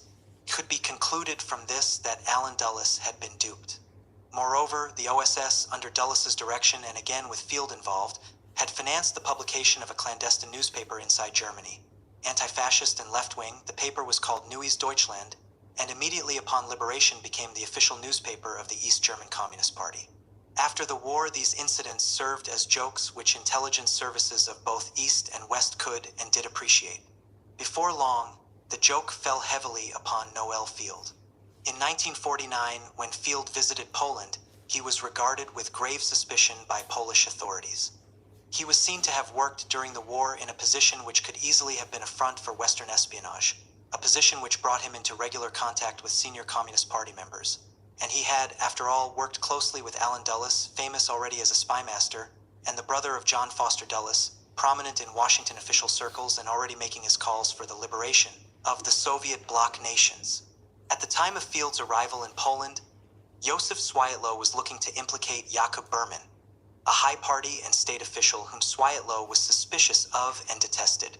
It was his failure to convince the Polish president to act against Berman that reportedly drove Swiatlow to try to defect the year before. When Noel Field wrote to Berman asking his help in obtaining a job in Eastern Europe, Swiatlow learned of the letter and saw his chance to nail Berman. But first, Noel Field had to be established as an American spy. Given the circumstantial evidence pointing in that direction, that would not be too difficult for a man of Swiatlow's high position and low character. Of course, if Field really was working with U.S. intelligence, Swiatlow couldn't very well be exposing him since the Polish security officer was now himself an American agent. Accordingly, he sent his first message to the CIA, describing his plan about Berman and Field and the harm it could do to the Communist Party in Poland. He concluded with, "Any objections?" Allen Dulles had none. His reaction to Swiatlow's message was one of pleasure and amusement. The time had come to settle accounts with Noel Field. More importantly, Dulles saw that Swiatlow, using Noel Field, the American spy, as a bludgeon could knock off countless leading communist officials in the Soviet bloc. It could put the whole of the bloc into a state of acute paranoia and set off a wave of repression and Stalinist tyranny that could eventually lead to uprisings. Dulles called his plan Operation Splinter Factor. Thus it was that Joseph Swiatlow was directed to find spies everywhere in Eastern Europe. He would uncover American plots and British plots, Trotskyist conspiracies and Titoist conspiracies. He would report to Soviet Secret Police Chief Lavrenti Beria himself that at the center of the vast network was a man named Noel Haviland Field. Field was arrested and wound up in a prison in Hungary, as did his wife Herta when she came looking for him. And when his brother Hermann Field sought to track down the two of them, he met the same fate in Poland. Swiatlow was in a unique position to carry out Operation Splinter Factor. Not only did he have the authority and command, he had the files on countless Communist Party members in the bloc countries. Any connection they had had with Noel Field, anything that Field had done, could be interpreted to show the hand of American intelligence or an act of real or potential subversion of the socialist states. The Soviets, and Stalin himself, were extremely interested in the Fieldists. Noel Field had known almost everyone who was anyone in the Soviet bloc. Just in case the level of paranoia in the infant, insecure governments of Eastern Europe was not high enough, a CIA double agent would corroborate a vital piece of information or introduce the right rumor at the right time. Or the agency's Radio Free Europe would broadcast certain tantalizing, seemingly coded messages. Or the CIA would direct the writing of letters from East European expatriates in the United States to leading communists in their homelands, containing just the bit of information or the phrase carefully designed to lift the eyebrows of a security officer. Many of the victims of Swietlow's purges were people who had spent the war years in the West rather than in the Soviet Union and thus had crossed Field's path. These were people who tended to be more nationalist communists, who wanted to put greater distance between their countries and the Soviet Union, as Tito had done in Yugoslavia, and who favored a more liberal regime at home. Dulles brushed aside the argument that these were people to be supported, not eliminated. He felt that they were potentially the more dangerous to the West because if their form of communism were allowed to gain a foothold in Eastern Europe, then communism might become respectable and accepted. Particularly with Italy and France threatening to vote communists into power, communism had to be shown at its worst. There were hundreds of trials all over Eastern Europe, show trials and lesser spectacles, in which the name of Noel Field played an important part. What Operation Splinter Factor began soon took on a life of its own. Following the arrest of a highly placed person, others fell under suspicion because they knew him or had been appointed by him, or any other connection to an arrested person might serve to implicate some unlucky soul. Josef Swiatlow had his counterpart in Czechoslovakia, a man firmly entrenched in the upper rungs of the Czech security apparatus. The man, whose name is not known, had been recruited by General Reinhard Gehlen, the former Nazi intelligence chief who went to work for the CIA after the war. Czechoslovakia was the worst case. By 1951, an unbelievable 169,000 card-carrying members of the Czech Communist Party had been arrested, 10% of the entire membership. There were tens of thousands more in Poland, Hungary, East Germany, and Bulgaria. Hundreds were put to death, others died in prison or went insane. After Swiatlow defected in December 1953, East European intelligence services came to realize that he had been working for the other side all along. For weeks after Swiatlow held his Washington press conference, the Polish government announced that it was releasing Hermann Field because investigation had revealed that the charges which had been brought against him by an American agent and provocateur, Josef Swiatlow, were baseless. Field was later paid $50,000 for his imprisonment as well as having his convalescence at a sanatorium paid for. 3 weeks after Hermann Field's release, Noel and Herta Field were freed in Hungary. The government in Budapest stated that it could not justify the charges against them. They were also compensated and chose to remain in Hungary. Once Noel Field had been officially declared innocent, the cases of countless others in East Europe had to be reviewed. First in trickles, then in rushes, the prisoners were released. By 1956, the vast majority stood outside prison walls. Throughout the decade following the war, the CIA was fanning the flames of discontent in Eastern Europe in many ways other than Operation Splinter Factor. Radio Free Europe, RFE, CF Soviet Union chapter, broadcasting from West Germany, never missed a dirty trick. In January 1952, for example, after RFE learned that Czechoslovakia was planning to devalue its currency, It warned the population, thus stimulating a nationwide buying panic. RFE's commentaries about various European communists were described by Blanche Wiesen-Cook in her study of the period, The Declassified Eisenhower. She wrote that the broadcasts involved a wide range of personal criticism, tawdry and slanderous attacks ranging from rumors of brutality and torture, to corruption, and to madness, perversion, and vice. Everything was used that could be imagined in order to make communists, whether in England or in Poland, look silly, undignified, and insignificant. One of the voices heard frequently over RFE on the subject of communist obnoxiousness was none other than Josef Swiatlow, who had earned the nickname of Butcher for his proclivity to torture. Needless to say, the born-again humanitarian made no mention of Splinter Factor or his double role, although some of his broadcasts reportedly shook up the Polish security system for the better. Any way the US could stir up trouble and nuisance: supporting opposition groups in Romania, setting up an underground radio station in Bulgaria, dropping propaganda from balloons over Hungary, Czechoslovakia, and Poland. On one day in August 1951 alone, 11,000 balloons carrying 13 million leaflets. Dropping people as well, for American airmen, presumably intelligence operatives, landing in Hungary.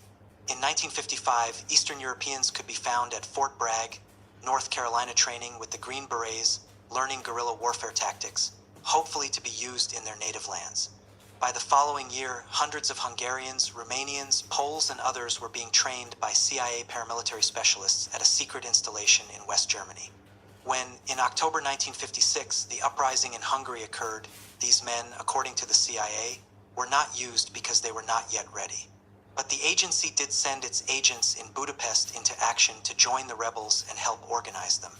In the meantime, RFE was exhorting the Hungarian people to continue their resistance, offering tactical advice, and implying that American military assistance was on the way. It never came. There is no evidence that Operation Splinter Factor contributed to the Hungarian uprising or to the earlier ones in Poland and East Germany. Nonetheless, the CIA could point to all the Cold War, anti-communist propaganda points it had won because of the witch hunts in the East, the human cost notwithstanding. Continued on page 471. 8. Germany 1950s. Everything from juvenile delinquency to terrorism. Within a period of 30 years and 2 world wars with Germany, the Soviet Union suffered more than 40 million dead and wounded, enormous devastation to its land, and its cities razed to the ground. At the close of the Second World War, the Russians were not kindly disposed toward the German people. With their own country to rebuild, they placed the reconstruction of Germany far down on their list of priorities. The United States emerged from the war with relatively minor casualties and its territory completely unscathed. It was ready, willing, and able to devote itself to its main priority in Europe, the building of an anti-communist bulwark in the West, particularly in the strategic location of Germany. In 1945, former Secretary of State Dean Acheson has written, official American policy was explicitly to bring home to the Germans that they could not escape the suffering they had brought upon themselves, and to control the German economy to prevent any higher standard of living than in neighboring nations. From the outset, Acheson added, U.S. officials in Germany believed this plan to be unworkable. Acheson did not explain what lay behind this prognosis, but its correctness soon became apparent for 3 distinct reasons. 1, influential American business and financial leaders, some of them occupying important government positions, had too great a stake in a highly industrialized Germany, usually dating back to before the war, to allow the country to sink to the depths that some American policymakers advocated as punishment. 2, a revitalized West Germany was seen as an indispensable means of combating Soviet influence in the eastern sector of the country, if not in all of Eastern Europe. West Germany was to become the showcase of Western democracy, dramatic, living proof of the superiority of capitalism over socialism. 3, in American conservative circles, and some liberal ones as well, wherein a Soviet invasion of Western Europe remained perpetually imminent, the idea of tying West Germany's industrial hands was one which came perilously close to being soft on communism, if not worse. Dwight Eisenhower echoed this last sentiment when he later wrote, had certain officials in the Roosevelt administration had their way, Germany would have been far worse off, for there were those who advocated the flooding of the Ruhr mines, the wrecking of German factories, and the reducing of Germany from an industrial to an agricultural nation. Among others, Harry Dexter White, later named by Attorney General Brownell as one who had been heavily involved in a Soviet espionage ring operating within our government, proposed exactly that. Thus it was that the deindustrialization of West Germany met the same fate as the demilitarization of the country would in the coming years, as the United States poured in massive economic assistance. For $1 billion of Marshall Plan aid and an army of industrial and technical experts. At the same time, the Soviet Union was pouring massive economic assistance out of East Germany. The Soviets dismantled and moved back home entire factories with large amounts of equipment and machinery, and thousands of miles of railroad track. When added to war reparations, the toll reached into the billions of dollars. By the early 1950s, though social services, employment, and cultural life in East Germany were on a par or superior to that in West Germany, the Western sector had the edge in those areas of prosperity with the most sex appeal. Salaries were higher, the eating was better, consumer goods more available, and the neon lights emblazoned the nights along the Kurfürstendamm. American cold warriors, however, as if discontent with the game score or with leaving so much to chance, instituted a crude campaign of sabotage and subversion against East Germany designed to throw the economic and administrative machinery out of gear. The CIA and other U.S. intelligence and military services in West Germany, with occasional help from the likes of British intelligence and the West German police, recruited, equipped, trained, and financed German activist groups and individuals of West and East. Finding recruits for such a crusade was not difficult, for in post-war Germany, anti-communism lived on as the only respectable vestige of Nazism. The most active of these groups, which went by the name of Fighting Group Against Inhumanity, admitted that it had received financial support from the Ford Foundation and the West Berlin government. Subsequently, an East Berlin news magazine published a copy of a letter from the Ford Foundation confirming a grant of $150,000 to the National Committee for a Free Europe, so that it, in turn, could support the humanitarian activities of the Fighting Group Against Inhumanity. The National Committee for a Free Europe, in turn, was a CIA-front organization which also ran Radio Free Europe. The Association of Political Refugees from the East and the Investigating Committee of Freedom-Minded Jurists of the Soviet Zone were two of the other groups involved in the campaign against East Germany. The actions carried out by these operatives ran the spectrum from juvenile delinquency to terrorism. Anything to make the commies look bad. It added up to the following remarkable record. Through explosives, arson, short-circuiting, and other methods they damaged power stations, shipyards, a dam, canals, docks, public buildings, gas stations, shops, a radio station, outdoor stands, public transportation. It derailed freight trains, seriously injuring workers. Burned 12 cars of a freight train and destroyed air pressure hoses of others. Blew up road and railway bridges. Placed explosives on a railway bridge of the Berlin-Moscow line, but these were discovered in time. Hundreds would have been killed. Used special acids to damage vital factory machinery. Put sand in the turbine of a factory, bringing it to a standstill. Set fire to a tile-producing factory. Promoted work slowdowns in factories. Stole blueprints and samples of new technical developments.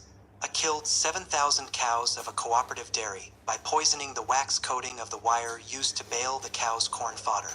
Added soap to powdered milk destined for East German schools. Raided and wrecked left-wing offices in East and West Berlin. Stole membership lists. Assaulted and kidnapped leftists and, on occasion, murdered them. Set off stink bombs to disrupt political meetings. Floated balloons which burst in the air, scattering thousands of propaganda pamphlets down upon East Germans.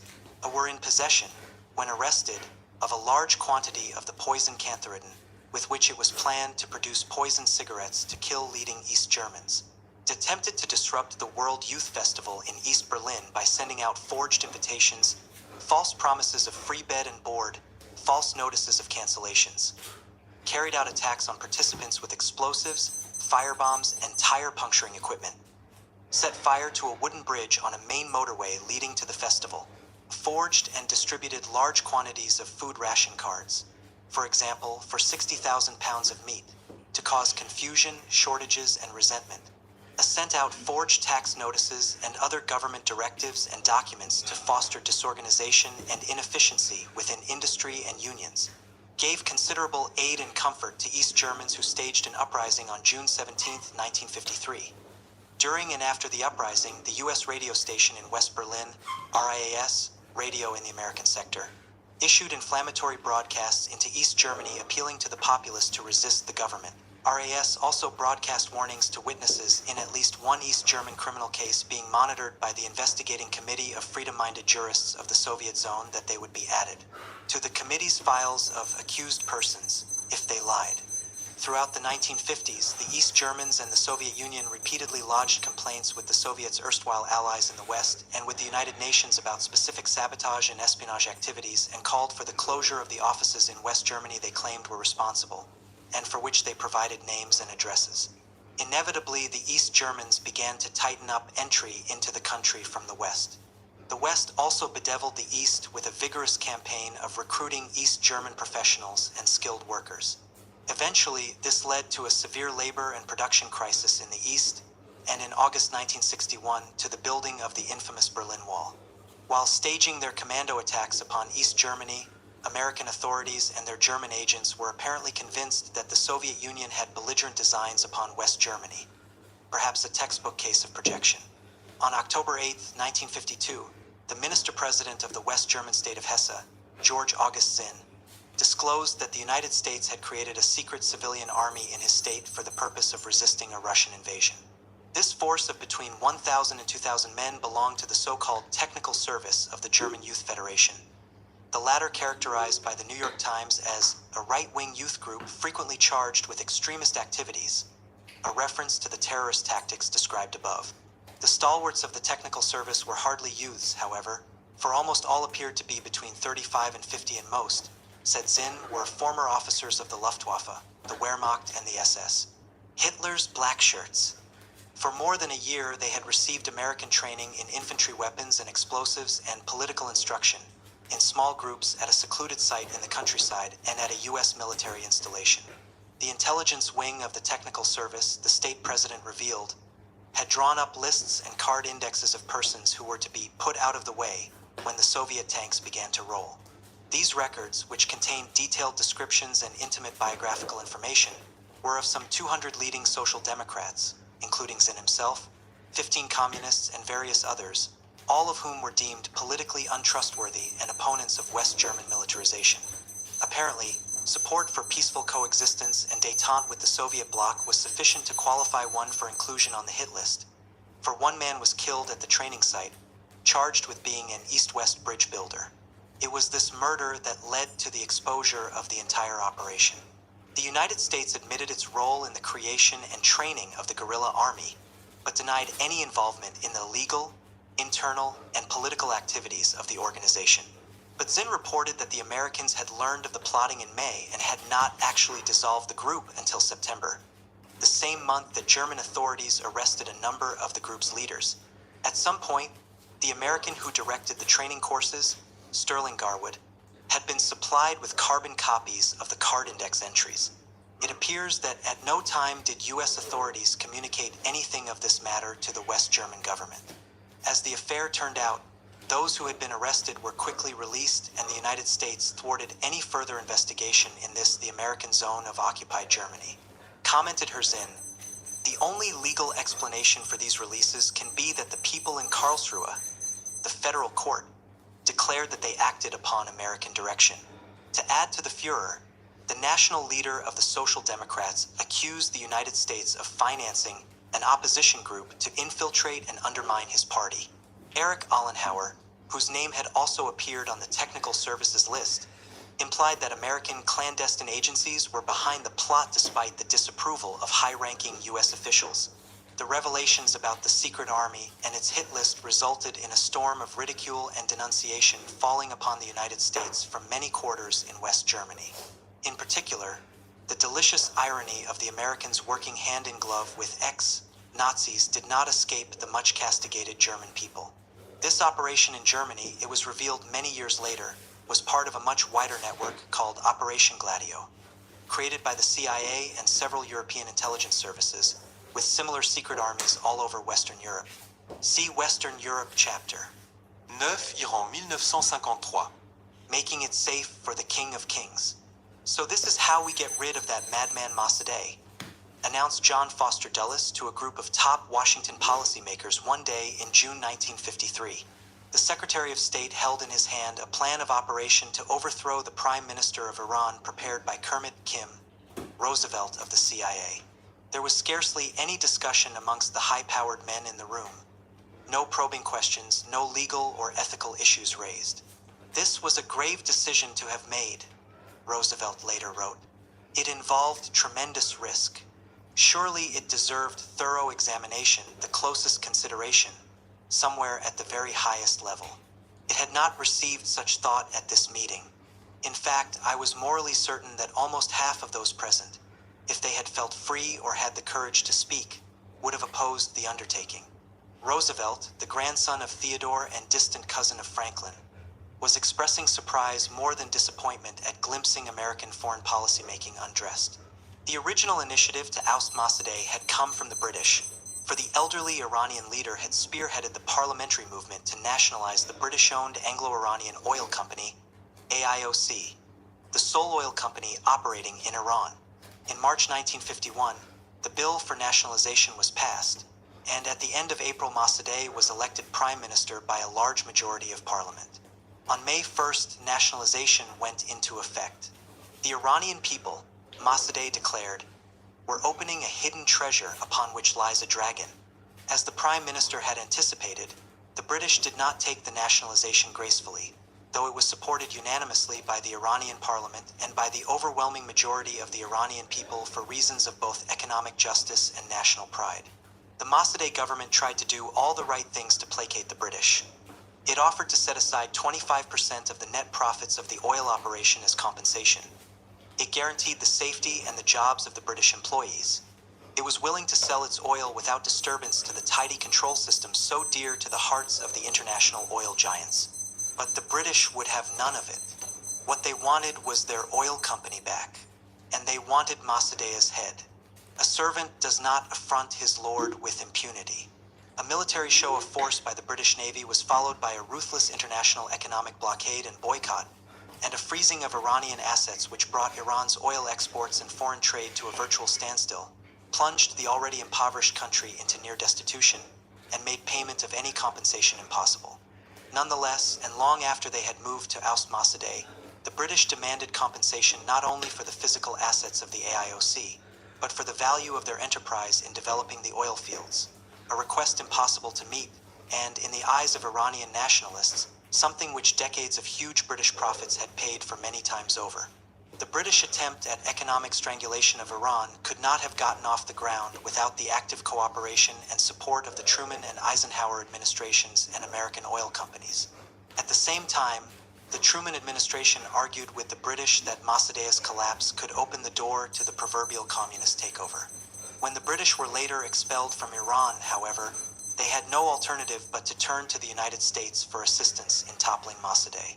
In November 1952, the Churchill government approached Roosevelt, the de facto head of the CIA's Middle East Division, who told the British that he felt that there was no chance to win approval from the outgoing administration of Truman and Acheson. The New Republicans, however, might be quite different. John Foster Dulles was certainly different.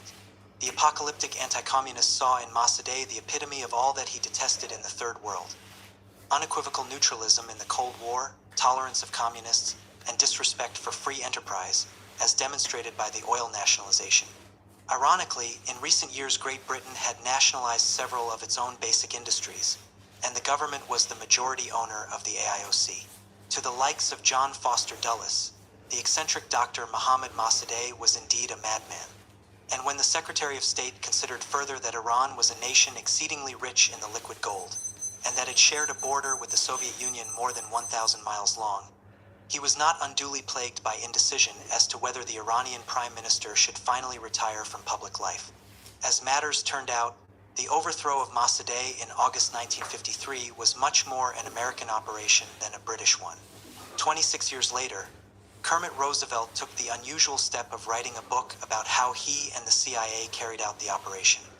He called his book Countercoup to press home the idea that the CIA coup was staged only to prevent a takeover of power by the Iranian Communist Party, the Tudeh, closely backed by the Soviet Union.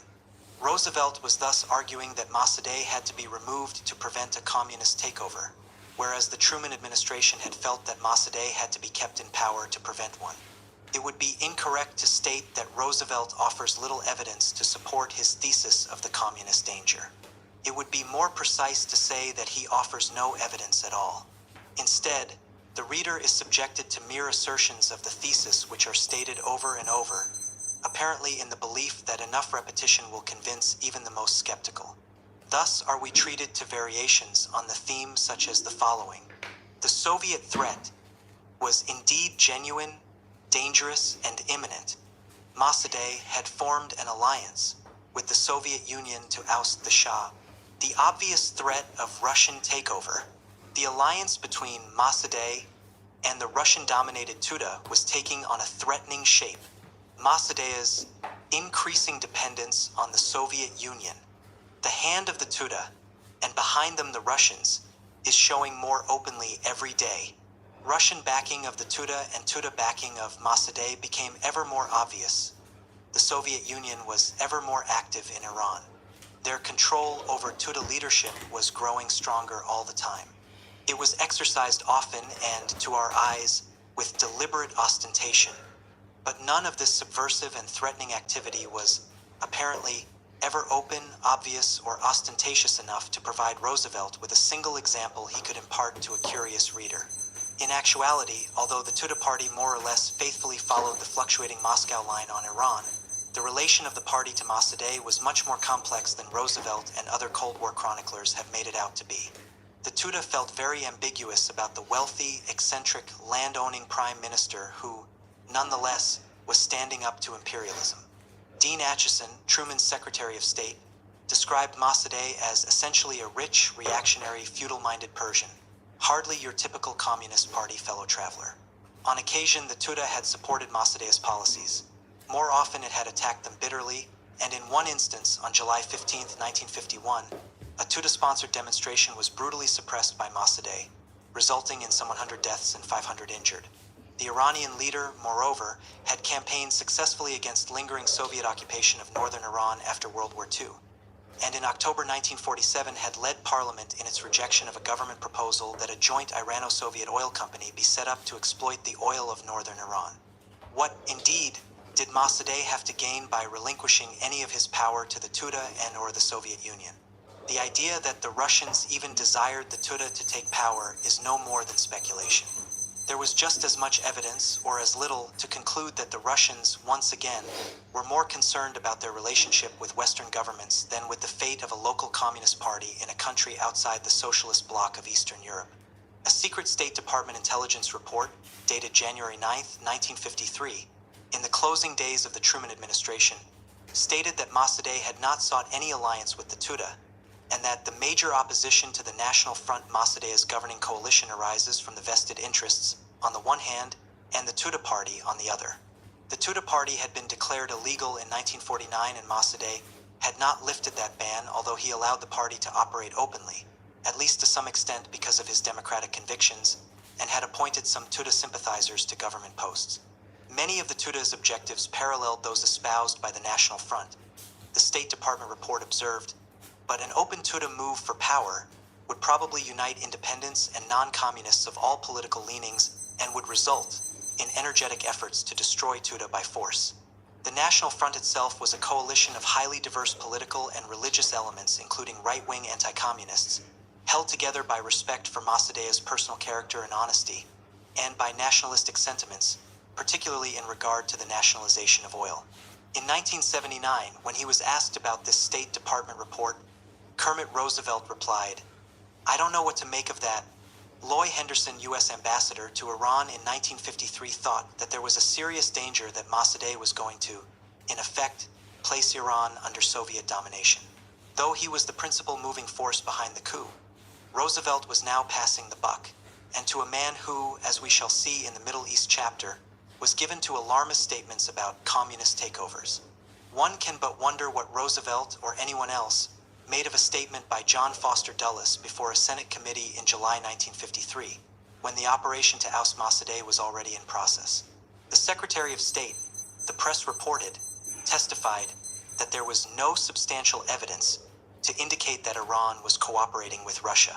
On the whole, he added, Muslim opposition to communism is predominant, although at times the Iranian government appears to rely for support on the Tudeh party, which is communistic. The young Shah of Iran had been relegated to little more than a passive role by Mossadegh and the Iranian political process. His power had been whittled away to the point where he was incapable of independent action, noted the State Department intelligence report. Mossadegh was pressing for control of the armed forces and more say over expenditures of the royal court, and the inexperienced and indecisive Shah, the king of kings, was reluctant to openly oppose the prime minister because of the latter's popularity. The actual sequence of events instigated by Roosevelt, which culminated in the Shah's ascendancy, appears rather simple in hindsight, even naive, and owed not a little to luck. The first step was to reassure the Shah that Eisenhower and Churchill were behind him in his struggle for power with Mossadegh and were willing to provide whatever military and political support he needed. Roosevelt did not actually know what Eisenhower felt or even knew about the operation and went so far as to fabricate a message from the president to the Shah expressing his encouragement. At the same time, the Shah was persuaded to issue royal decrees dismissing Mossadegh as prime minister and replacing him with one Fazlollah Zahedi, a general who had been imprisoned during the war by the British for collaboration with the Nazis. Late in the night of August 14th and 15th UST, the Shah's emissary delivered the royal decree to Mossadegh's home, which was guarded by troops. Not surprisingly, he was received very coolly and did not get in to see the prime minister. Instead, he was obliged to leave the decree with a servant who signed a receipt for the piece of paper dismissing his master from power. Equally unsurprising, Mossadegh did not abdicate. The prime minister, who maintained that only parliament could dismiss him, delivered a radio broadcast the following morning in which he stated that the Shah, encouraged by foreign elements, had attempted a coup d'état. Mossadegh then declared that he was, therefore, compelled to take full power unto himself.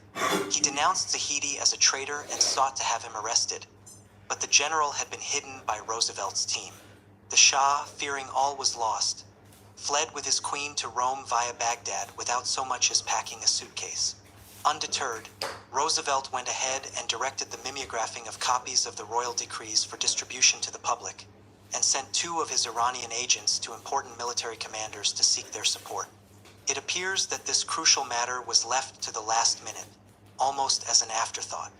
Indeed, one of the 2 Iranians had been recruited for the cause only the same day, and it was only he who succeeded in winning a commitment of military support from an Iranian colonel who had tanks and armored cars under his command. Beginning on August 16th, a mass demonstration arranged by the National Front, supporting Mossadegh and attacking the Shah and the United States, took place in the capital city, Tehran. Roosevelt characterizes the demonstrators simply as the Tudeh with strong Russian encouragement, once again failing to offer any evidence to support his assertion. The New York Times referred to them as Tudeh partisans and nationalist extremists, the latter term being one which could have applied to individuals comprising a wide range of political leanings. Among the demonstrators, there were as well a number of individuals working for the CIA. According to Richard Cottam, an American academic and author reportedly in the employ of the agency in Tehran at this time, these agents were sent into the streets to act as if they were Tudeh. They were more than just provocateurs, they were shock troops who acted as if they were Tudeh people throwing rocks at mosques and priests, the purpose of which was to stamp the Tudeh and, by implication, Mossadegh as being anti-religion. During the demonstrations, the Tudeh raised their familiar demand for the creation of a democratic republic. They appealed to Mossadegh to form a united front and to provide them with arms to defend against the coup, but the prime minister refused.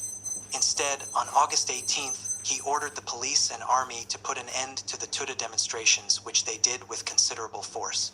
According to the accounts of Roosevelt and Ambassador Henderson, Mossadegh took this step as a result of a meeting with Henderson in which the ambassador complained of the extreme harassment being suffered by U.S. citizens at the hands of the Iranians. It is left unclear by both of the Americans how much of this harassment was real and how much manufactured by them for the occasion.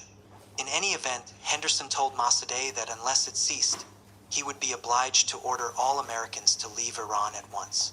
Mossadegh, says Henderson, begged him not to do this, for an American evacuation would make it appear that his government was unable to control the country, although at the same time the Prime Minister was accusing the CIA of being behind the issuance of the royal decrees. The Tuda newspaper at this time was demanding the expulsion of interventionist American diplomats. Whatever Mossadegh's motivation, his action was again in sharp contradiction to the idea that he was in alliance with the Tuda or that the party was in a position to grab the reins of power. Indeed, the Tuda did not take to the streets again. The following day, August 19th, Roosevelt's Iranian agents staged a parade through Tehran. With a fund of some $1 million having been established in a safe in the American embassy, the extremely competent professional organizers, as Roosevelt called them, had no difficulty in buying themselves a mob, probably using but a small fraction of the fund. The various accounts of the CIA role in Iran have the agency spending from $10,000 to $19 million to overthrow Mossadegh. The larger amounts are based on reports that the CIA engaged in heavy bribery of members of parliament and other influential Iranians to enlist their support against the Prime Minister. Soon a line of people could be seen coming out of the ancient bazaar, led by circus and athletic performers to attract the public. The marchers were waving banners, shouting, "Long live the Shah!" Along the edges of the procession, men were passing out Iranian currency adorned with a portrait of the Shah. The demonstrators gathered followers as they went, people joining and picking up the chants, undoubtedly for a myriad of political and personal reasons. The balance of psychology had swung against Mossadegh. Along the way, some marchers broke ranks to attack the offices of pro-Mossadegh newspapers and political parties, Tuda and government offices. Presently, a voice broke in over the radio in Tehran announcing that the Shah's instruction that Mossadegh be dismissed has been carried out. The new Prime Minister, Fazlollah Zahidi, is now in office, and His Imperial Majesty is on his way home. This was a lie or a pre-truth, as Roosevelt suggested. Only then did he go to fetch Zahidi from his hiding place.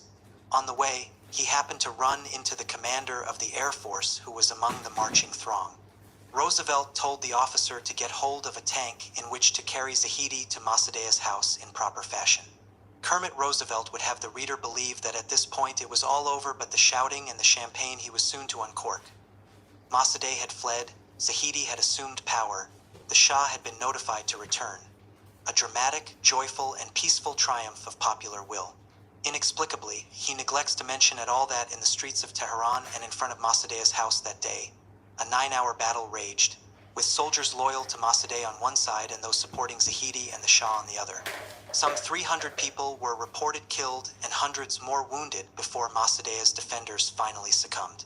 Roosevelt also fails to mention any contribution of the British to the whole operation, which considerably irritated the men in MI6, the CIA's counterpart, who claimed that they, as well as AIOC staff, local businessmen, and other Iranians, had indeed played a role in the events.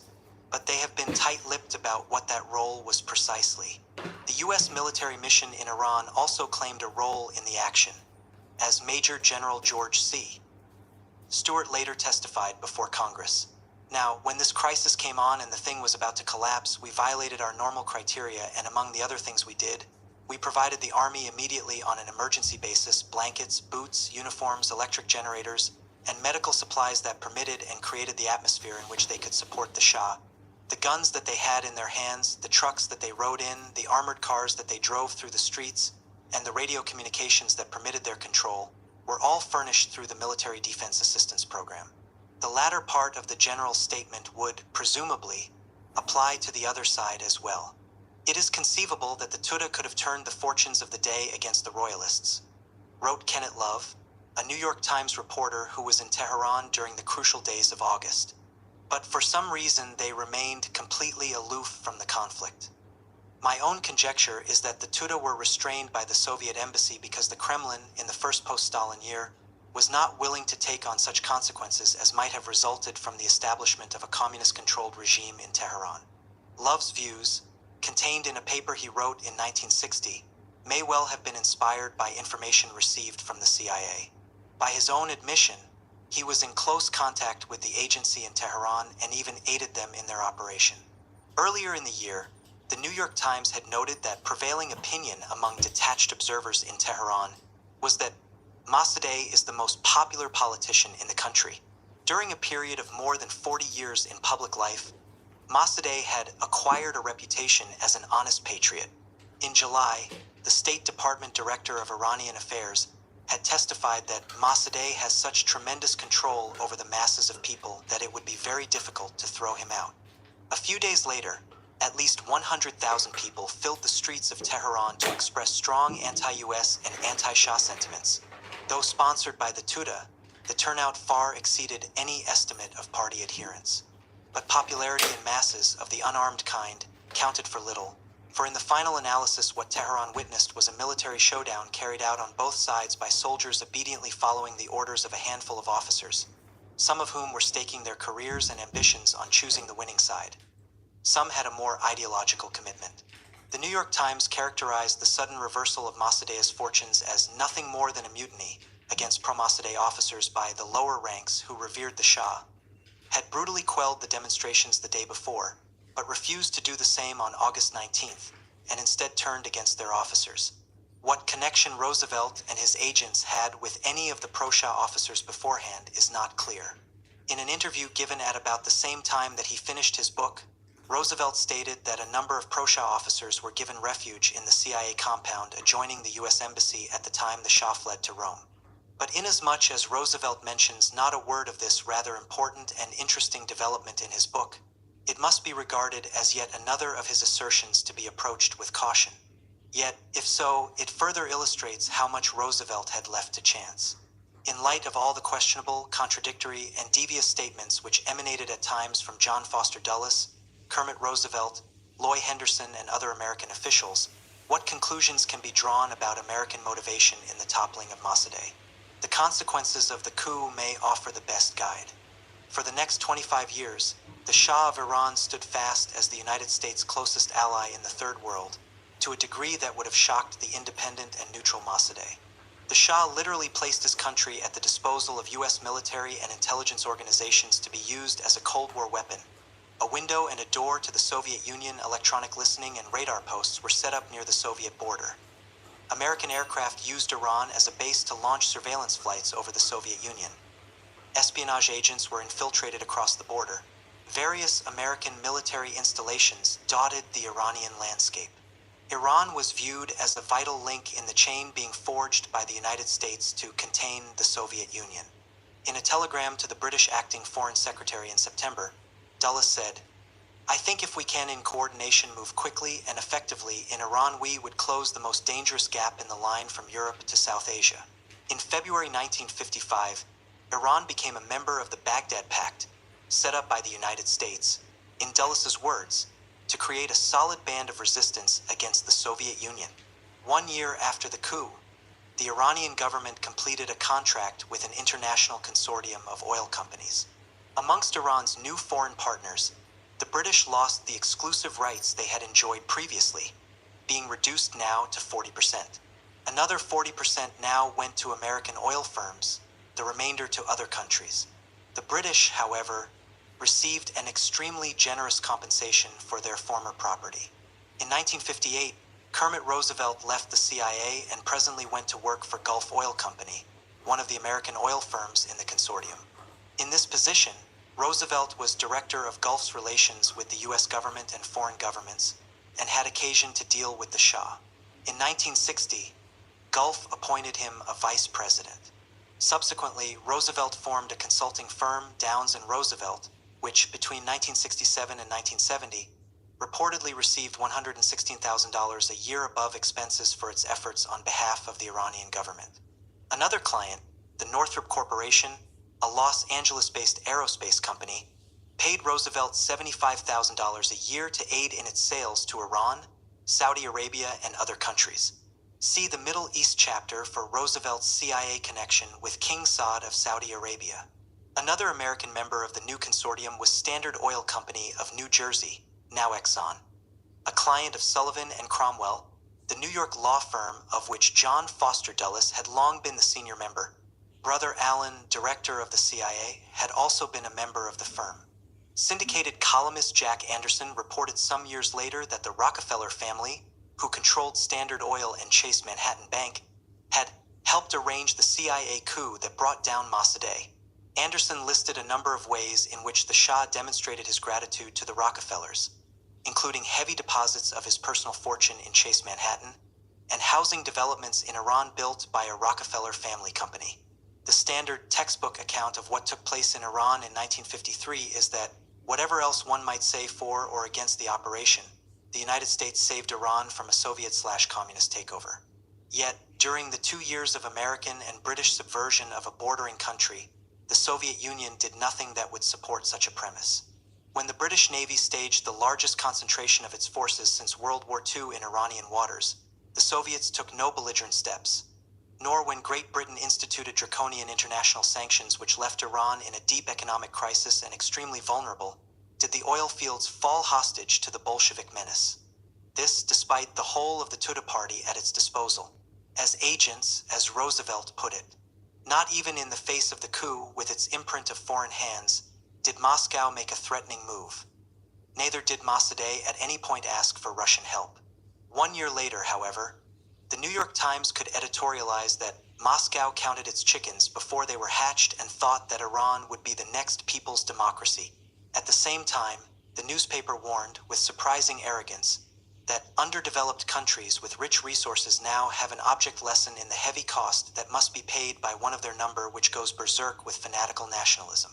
A decade later, Allen Dulles solemnly stated that communism had achieved control of the governmental apparatus in Iran. And a decade after that, Fortune magazine, to cite one of many examples, kept the story alive by writing that Mossadegh plotted with the Communist Party of Iran, the Tudeh, to overthrow Shah Mohammad Reza Pahlavi and hook up with the Soviet Union. And what of the Iranian people? What did being saved from communism do for them? For the preponderance of the population, life under the Shah was a grim tableau of grinding poverty, police terror, and torture. Thousands were executed in the name of fighting communism. Dissent was crushed from the outset of the new regime with American assistance. Kenneth Love wrote that he believed that CIA officer George Carroll, whom he knew personally, worked with General Farhat Dadseddin, the new military governor of Tehran, on preparations for the very efficient smothering of a potentially dangerous dissident movement emanating from the Bazar area and the Tudeh in the first 2 weeks of November 1953. The notorious Iranian secret police, SAVAK, created under the guidance of the CIA and Israel, spread its tentacles all over the world to punish Iranian dissidents. According to a former CIA analyst on Iran, SAVAK was instructed in torture techniques by the agency. Amnesty International summed up the situation in 1976 by noting that Iran had the highest rate of death penalties in the world, no valid system of civilian courts, and a history of torture which is beyond belief. No country in the world has a worse record in human rights than Iran. When to this is added a level of corruption that startled even the most hardened observers of Middle Eastern thievery, it is understandable that the Shah needed his huge military and police force, maintained by unusually large U.S. aid and training programs, to keep the lid down for as long as he did. Said Senator Hubert Humphrey, apparently with some surprise, "Do you know what the head of the Iranian army told one of our people? He said the army was in good shape thanks to U.S. aid. It was now capable of coping with the civilian population. That army isn't going to fight the Russians. It's planning to fight the Iranian people. Where force might fail, the CIA turned to its most trusted weapon, money. To ensure support for the Shah, or at least the absence of dissent, the agency began making payments to Iranian religious leaders, always a capricious bunch. The payments to the Ayatollahs and mullahs began in 1953 and continued regularly until 1977 when President Carter abruptly halted them. One informed intelligence source estimated that the amount paid reached as much as $400 million a year. Others thought that figure too high, which it certainly seems to be. The cutoff of funds to the holy men, it is believed, was one of the elements which precipitated the beginning of the end for the King of Kings. 10. Guatemala 1953 to 1954. While the world watched, to whom do you turn for help when the police are assaulting you? The old question. To whom does a poor banana republic turn when a CIA army is advancing upon its territory and CIA planes are overhead bombing the country? The leaders of Guatemala tried everyone, the United Nations, the Organization of American States, other countries individually, the world press, even the United States itself, in the desperate hope that it was all a big misunderstanding, that in the end, reason would prevail. Nothing helped. Dwight Eisenhower, John Foster Dulles, and Allen Dulles had decided that the legally elected government of Jacobo Arbenz was communist, therefore must go. And go it did in June 1954. In the midst of the American preparation to overthrow the government, the Guatemalan foreign minister, Guillermo Torriello, lamented that the United States was categorizing as communism every manifestation of nationalism or economic independence, any desire for social progress, any intellectual curiosity, and any interest in progressive liberal reforms. Torriello was close to the truth, but Washington officials retained enough contact with reality and world opinion to be aware of the inappropriateness of coming out against nationalism, independence, or reform. Thus, it was that Secretary of State Dulles asserted that Guatemalans were living under a communist type of terrorism. President Eisenhower warned about the communist dictatorship establishing an outpost on this continent to the detriment of all the American nations. The U.S. ambassador to Guatemala, John Purifoy, declared that we cannot permit a Soviet republic to be established between Texas and the Panama Canal. Others warned that Guatemala could become a base from which the Soviet Union might actually seize the canal. Senator Margaret Chase Smith hinted, unmistakably, that the unjustified increases in the price of coffee imported from Guatemala were due to communist control of the country, and called for an investigation, and so it went. The Soviet Union could be excused if it was somewhat bewildered by all the rhetoric, for the Russians had scant interest in Guatemala, did not provide the country with any kind of military assistance, did not even maintain diplomatic relations with it, thus did not have the normally indispensable embassy from which to conduct such nefarious schemes. During this period, the height of McCarthyist logic, there were undoubtedly those Americans who reasoned, all the better to deceive us. With the exception of one occasion, the countries of Eastern Europe had as little to do with Guatemala as did the Soviet Union. A month before the coup, that is, long after Washington had begun preparation for it, Czechoslovakia made a single arms sale to Guatemala for cash, something the Czechs would no doubt have done for any other country willing to pay the price. The weapons, it turned out, were, in the words of the New York Times, worthless military junk. Time magazine pooh-poohed the newspaper's report and cited U.S. military men giving a better appraisal of the weapons. It may be that neither Time nor the military men could conceive that one member of the international communist conspiracy could do such a thing to another member. The American propaganda mill made much of this arms transaction. Less publicized was the fact that Guatemala had to seek arms from Czechoslovakia because the United States had refused to sell it any since 1948 due to its reformist governments, and had pressured other countries to do the same despite Arbenz' repeated pleas to lift the embargo. Like the Soviets, Arbenz had reason to wonder about the American charges. The Guatemalan president, who took office in March 1951 after being elected by a wide margin, had no special contact or spiritual/ideological ties with the Soviet Union or the rest of the communist bloc. Although American policymakers and the American press explicitly and implicitly often labeled Arbenz a communist, there were those in Washington who knew better, at least during their more dispassionate moments. Under Arbenz' administration, Guatemala had voted at the United Nations so closely with the United States on issues of Soviet imperialism that a State Department group occupied with planning Arbenz' overthrow concluded that propaganda concerning Guatemala's UN record would not be particularly helpful in our case. And a State Department analysis paper reported that the Guatemalan president had support not only from communist-led labor and the radical fringe of professional and intellectual groups, but also among many anti-communist nationalists in urban areas. Nonetheless, Washington repeatedly and adamantly expressed its displeasure about the presence of communists working in the Guatemalan government and their active participation in the nation's political life. Arbenz maintained that this was no more than proper in a democracy, while Washington continued to insist that Arbenz was too tolerant of such people. Not because of anything they had done which was intrinsically threatening or offensive to the U.S. or Western civilization, but simply because they were of the species communist, well known for its infinite capacity for treachery. Ambassador Purifoy, a diplomat whose suit might have been pinstriped, but whose soul was a loud Czech, warned Arbenz that U.S.-Guatemalan relations would remain strained so long as a single communist remained on the public payroll. The centerpiece of Arbenz' program was land reform. The need for it was clearly expressed in the all-too-familiar underdeveloped country statistics. In a nation overwhelmingly rural, 2.2% of the landowners owned 70% of the arable land. The annual per capita income of agricultural workers was $87. Before the Revolution of 1944, which overthrew the Ubico dictatorship, farm laborers had been roped together by the army for delivery to the lowland farms where they were kept in